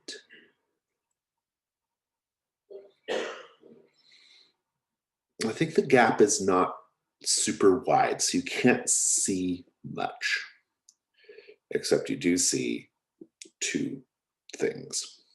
Something wooden, like a box, or something down below, but then all around, a nest of cave scorpions crawling around at the base. What do you do? Yeah, I think I'll back off for now. I think the cave I scorpions think are they too even much. eat your glowworm. They like, Oh no. and then now you don't have your light source anymore. You have to pull the string back. Yeah. Oh no.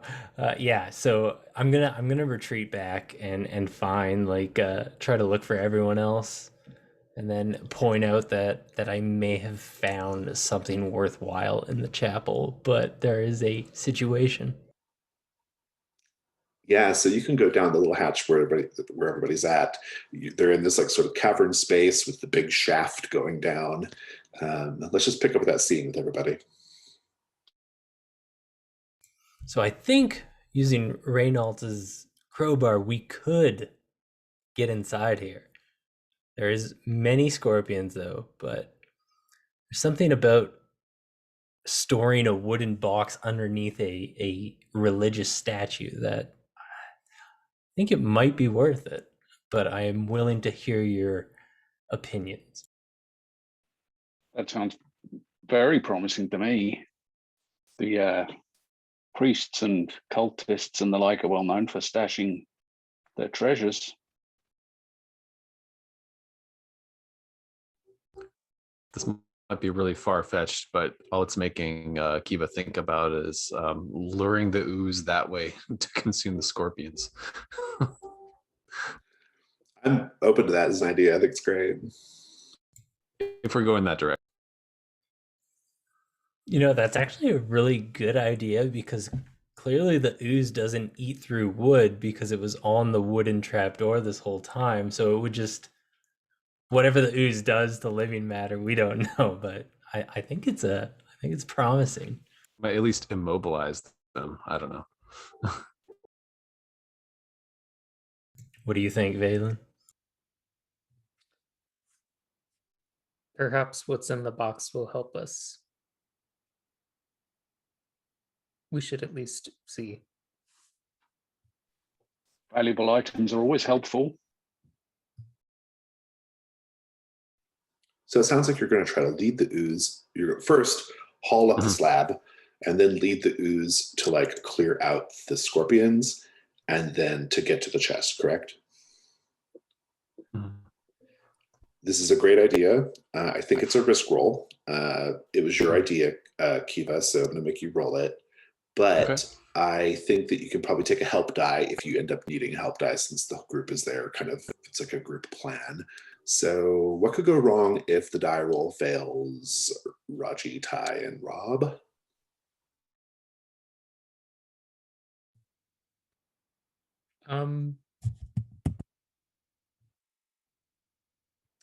Maybe the scorpions end up eating the ooze, and that is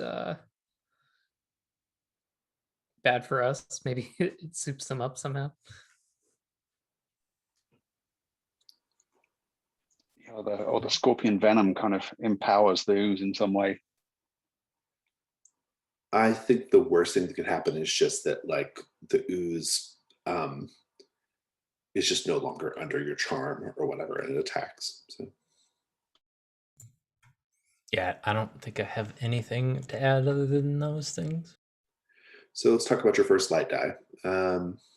What do you think about for the first light die here, Kiva? Skill, equipment, or the environment? Maybe traps. Oh, I like that. Yeah, it's good. And Devil's Bargains. I'm going to say no matter what, the ooze follows you all down the shaft.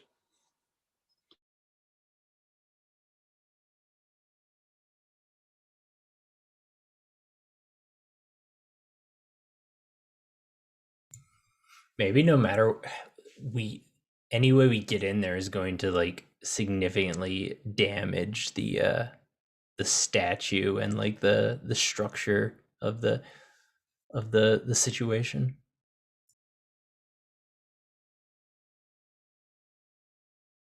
Like no matter what, the structure is like unstable or whatever. Is that what you're saying? Yeah, because we're gonna have to like pry open the slab, right? So maybe doing that is gonna make something unstable. Yeah, absolutely.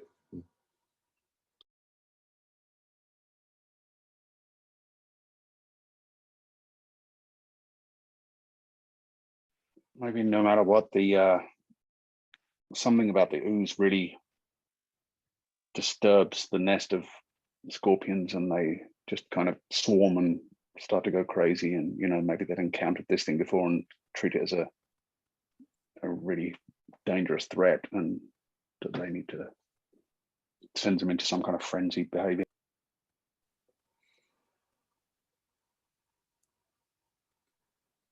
I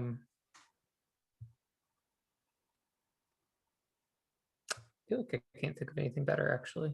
I like all the other options. All right, so what do you think, Kiva? You can reject them all, of course.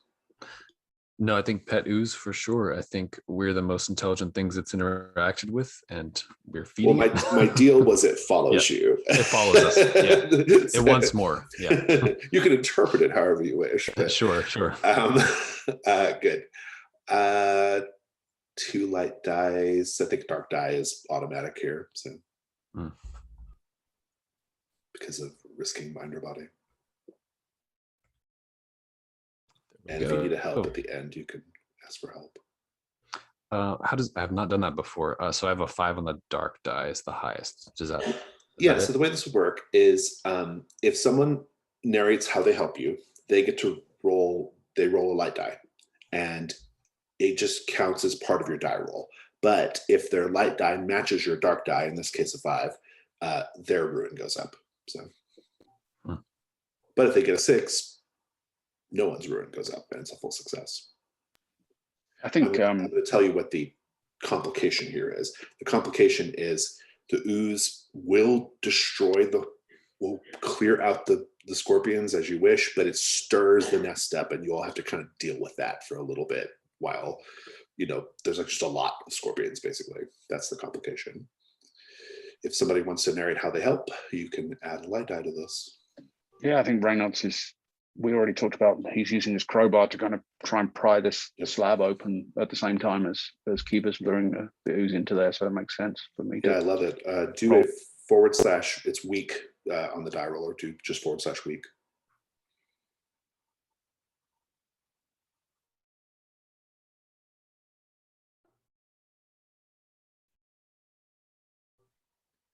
Okay, it's a 2. No help, but that's okay. Everybody else gets the option to do this, by the way. If you can describe how you're helping, you can give it a go. So if the scorpions are getting agitated, maybe the charm that I used has a bit of power left, and I'm sort of using it to like push them back in to the little hole. Yeah, I like that. That's good. Do / weak. Okay, still no help. Valen, how are you? Or do you want to help, or let it ride? I'm trying to think of a good way. Maybe maybe I can use my I was thinking maybe I could use my fishing net if I like capture the ooze, and then I can kind of manipulate it in some way.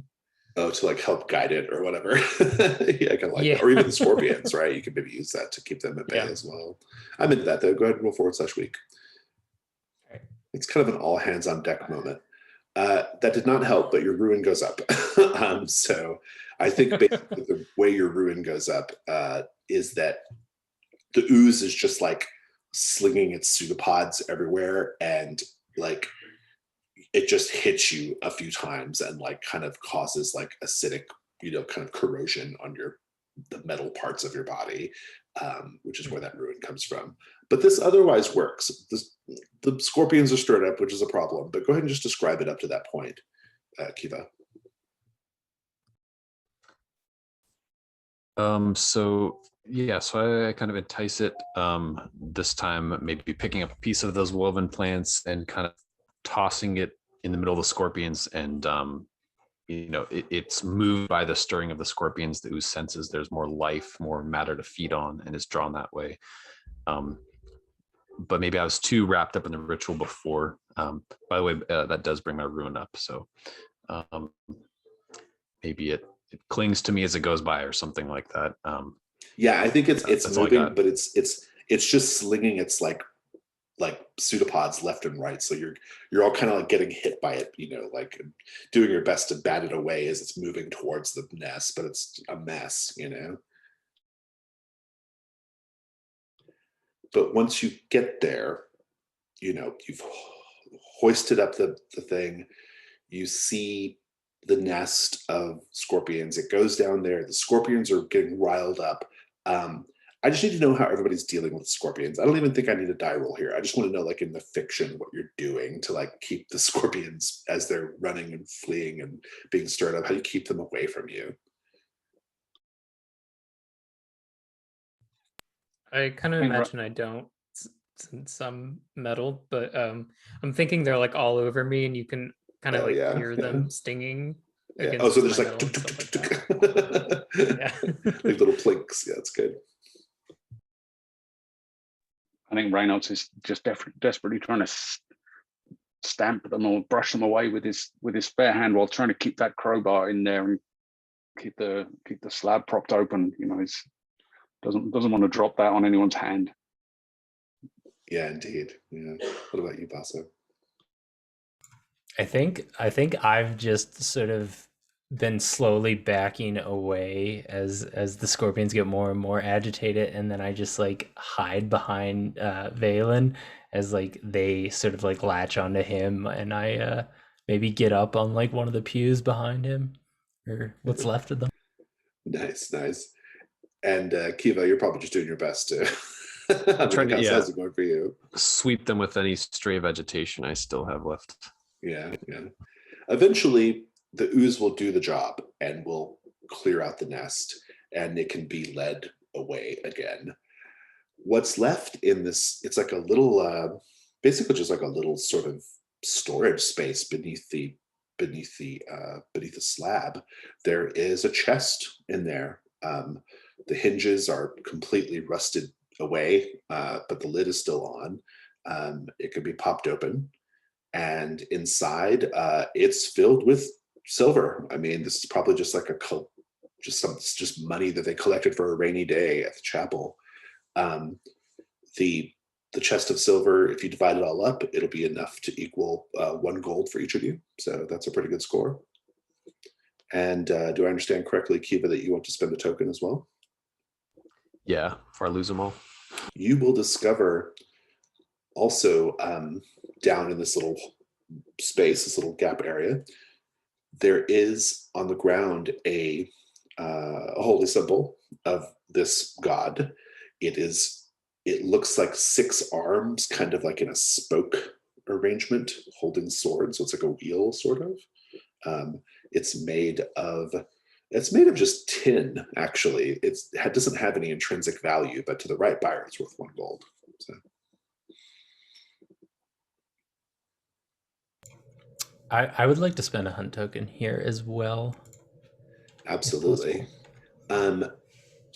You will find in all the scrum, you will notice underneath some vegetation, not in the hole, but just like out in the chapel, there is a reasonably well preserved hymnal, which is to this god apparently, and it's basically called Hymns for the Dead. Perfect. It's of value to antiquarians and people like you. It's worth 1 gold.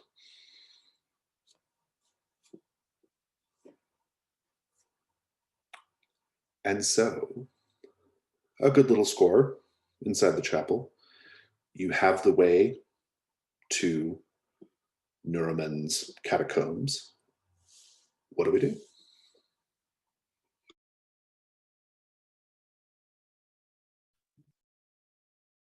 I think I would like to take a look at these ropes and pitons and see if I can figure out, how many ropes there are, how many people may be down there ahead of us. I'm a little nervous about running into other treasure seekers. I'd like to know what we're up against, if anything. Or maybe this was way long ago and they've taken all the treasure already and gotten away. So if there's, any indication that they, came back up, I don't know how you would tell that, but they obviously didn't take the ropes with them. Well, so what are you doing? Like, what's the actual action you're doing? Yeah, I think I'm just kind of looking at these ropes, counting the ropes, trying to see if I can figure out, are they worn, frayed, are they rotted at all, are they old? Take a hunt roll.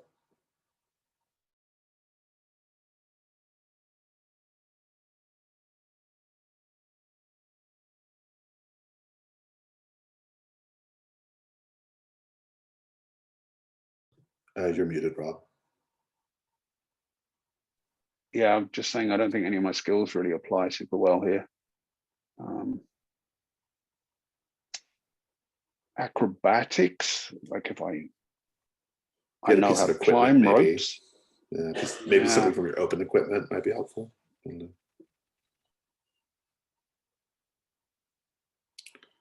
There's a big list of things there.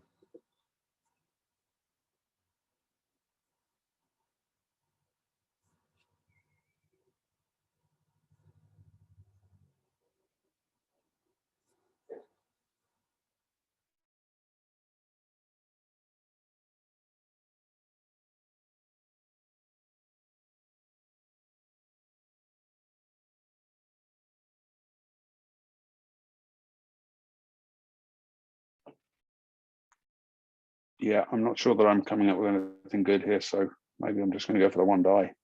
Go for it.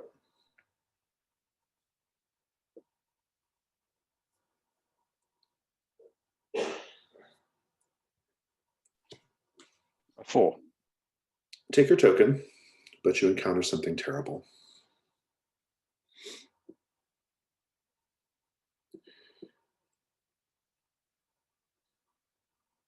You don't have very good light down here, for starters. That's point one. There's probably enough early morning light coming in from above, from the hatch, to illuminate the space well enough. It is definitely, you definitely don't have super good look, though. I will tell you this, though. You see, so it's a very wide shaft. It's like a natural shaft that was just there. And it's very, very wide. And as you're sort of walking the perimeter, seeing what you can see, you'll notice that there is about maybe 20 or 30 feet down, you see what appears to be a skeleton, somehow wedged or impaled on a piece of jagged rock sticking out of the side of the shaft. Who knows how long it's been there? It wouldn't be that shocking if not for the fact, especially as compared to some other things you've already seen, if it wasn't for the fact that it is, the skeleton is animated and its arm is just like moving up and down, and its bony fingertips are scratching the side of the shaft, but it's in a weird position. It can't like move or do anything. Does it look like it was attached to one of these ropes, or it's independent of those? It's unclear how it got there. Maybe it was thrown, maybe, who knows. But Does it look like it could reach out and grab at us if we went down? the shaft is so wide, you could just pick a spot where it's not at. So, Cool. so what's the plan for getting down the shaft? If you want to try the ropes that are there, you can certainly do that. If you want to use your own fresh equipment, you can do that as well. I think we also need a source of light here. You do indeed. It's dark down this shaft. Yeah, once you start going down the shaft, you're going to need torches for sure. Could try to rig something with my invention skills. Maybe try to lash together the ropes that are there to make them stronger, or or lower a torch down for light. Yeah, I think it's a great idea. Start gathering up equipment. I think we'll just end this scene with you all kind of getting your equipment ready, trying to figure out how you're going to go down this shaft. It is a pretty deep shaft, and just that skeleton just scratching its jaw, kind of like what's left of its jaw, just like moving up and down. And we'll go to Stars and Wishes. Stars and Wishes is our debrief technique. Stars are things that you enjoyed about the session, either bits of role play or just something about the story or whatever. Wishes are things that you hope to see next time. Whoever wants to go first, by all means.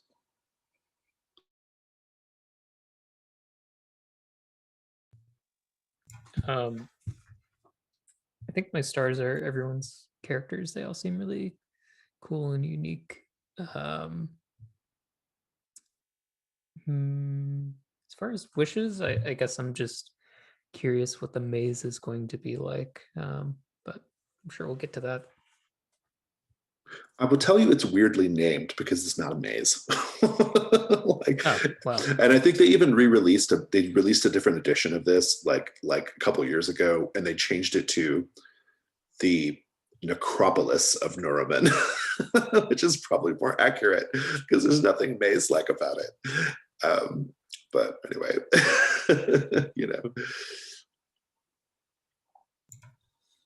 Any stars or I wishes? one of my stars, I really enjoyed the ooze and the psychedelic fungus, and then manipulating the ooze to help us throughout the session. That was good. Wishes, I want to see more like creepy undead stuff up ahead, which is like pretty much on the docket no matter what. But I really like the idea of like that skeleton possibly impaled there for like years and years and years, just clawing. Yeah, it's definitely foreshadowing and it's definitely horrifying. Yeah, I really enjoyed everyone's character as well. You know, that kind of Valen's kind of take on a slightly non-human affect to how he interacts with the Fae at the beginning, and I really enjoyed Barso's like animated discussion with the guy minding the horses. That was fun, and Kiva's kind of inventiveness with the this way of the description of the ritual to lure away the ooze was cool. Yeah, I'm just kind of interested to delve and find riches and figure out what's going on here, and curious about this royal guard situation. Stars to just getting to play in. I always just like to be in your games, Jason, and it's fun to be a player. I'm always like either trying to write stuff or run games, so I never just get to like have fun and do weird stuff like this. So it's always fun. Loved everyone's role playing with their characters. Valen with the scorpions, just like I'm gonna let them crawl over me because it doesn't matter. And Basso, just self-assured, academic kind of role-playing moments there, and Reynot's just getting to the point, moving things along. Like everyone's role-playing was really fun. And yeah, I'm also looking forward to creepy stuff and just getting into danger. I liked how we kind of were building the story, but I like to get in there and see what happens to our characters. Yeah, for me, stars, I enjoyed. I always the beginning of a new group is always interesting because I think that there's this sort of tentativeness that is like natural when a group first starts, because you're trying to figure out like, well, I don't want to step on this character's toes, and maybe I don't even really understand how we know each other. Like you're sort of like, you're always kind of pawing around trying to figure each other out. And I think everyone did a pretty good job of like a good thing to do in a first session while you're sorting that stuff out is kind of staying in your lane, and everyone did a really good job of like staying in their lane. Like, I'm going to be the thief, I'm going to be the academic, I'm going to be this sort of like naturalistic, shaman type character, I'm going to be the sort of robot that doesn't understand anybody, right? Like we got this, like everybody did a good job of like staying in their lane while you figure each other out, and I thought that was really, really good. My sort of wish that goes with that is, I do hope that like in the second session we do get to learn more about how you all know each other and kind of see you all together. It is so challenging in a dungeon for that kind of role play, so it might be a bit of a stretch as far as wishes go. That's much easier to do in like downtime, but I think we'll have some opportunities. Another star, I love the scene with the horse tender and Basso. That was very, very fun. The the way you portrayed the character Ty was really great, and I was happy to sort of like, kind of play that up for comedy a little bit with the horse tender at the end. So that was really fun. Yeah, and just this adventure has like a kind of, it's super traditional. I mean, there's a gray ooze. I mean, come on, like it doesn't get more traditionally D&D than that, right? And it's a first level adventure for Blueholm, and so it's so like bog standard as far as dungeons go, which is not a criticism of it. I'm playing it for that reason, or I'm running it for that reason, but because I sometimes want to go back to that world, But I'm very happy that like Trophy is holding up to sort of like push the narrative in interesting directions. I think that's what needs to happen in a setup like this. And so the whole like the risk roll with Kiva and the ooze and all the stuff with the ooze was super great.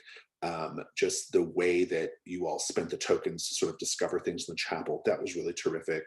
So all of that was really great. The scene with the fae-born was terrific. Just the kind of like kind of the sort of foreboding nature of that scene was really great. And so I feel like we're kind of like elevating the story a little bit, which I think is what needs to happen here. My wish to go along with that is I do like a classic dungeon, and I've never really run like a super classic dungeon in Trophy Gold yet. So I'm just excited to see where that goes, to see how it holds up. We'll see. But anyway, I don't think I have anything else though. It was really great, very enjoyable. Yeah, so I'm gonna go ahead and stop the recording.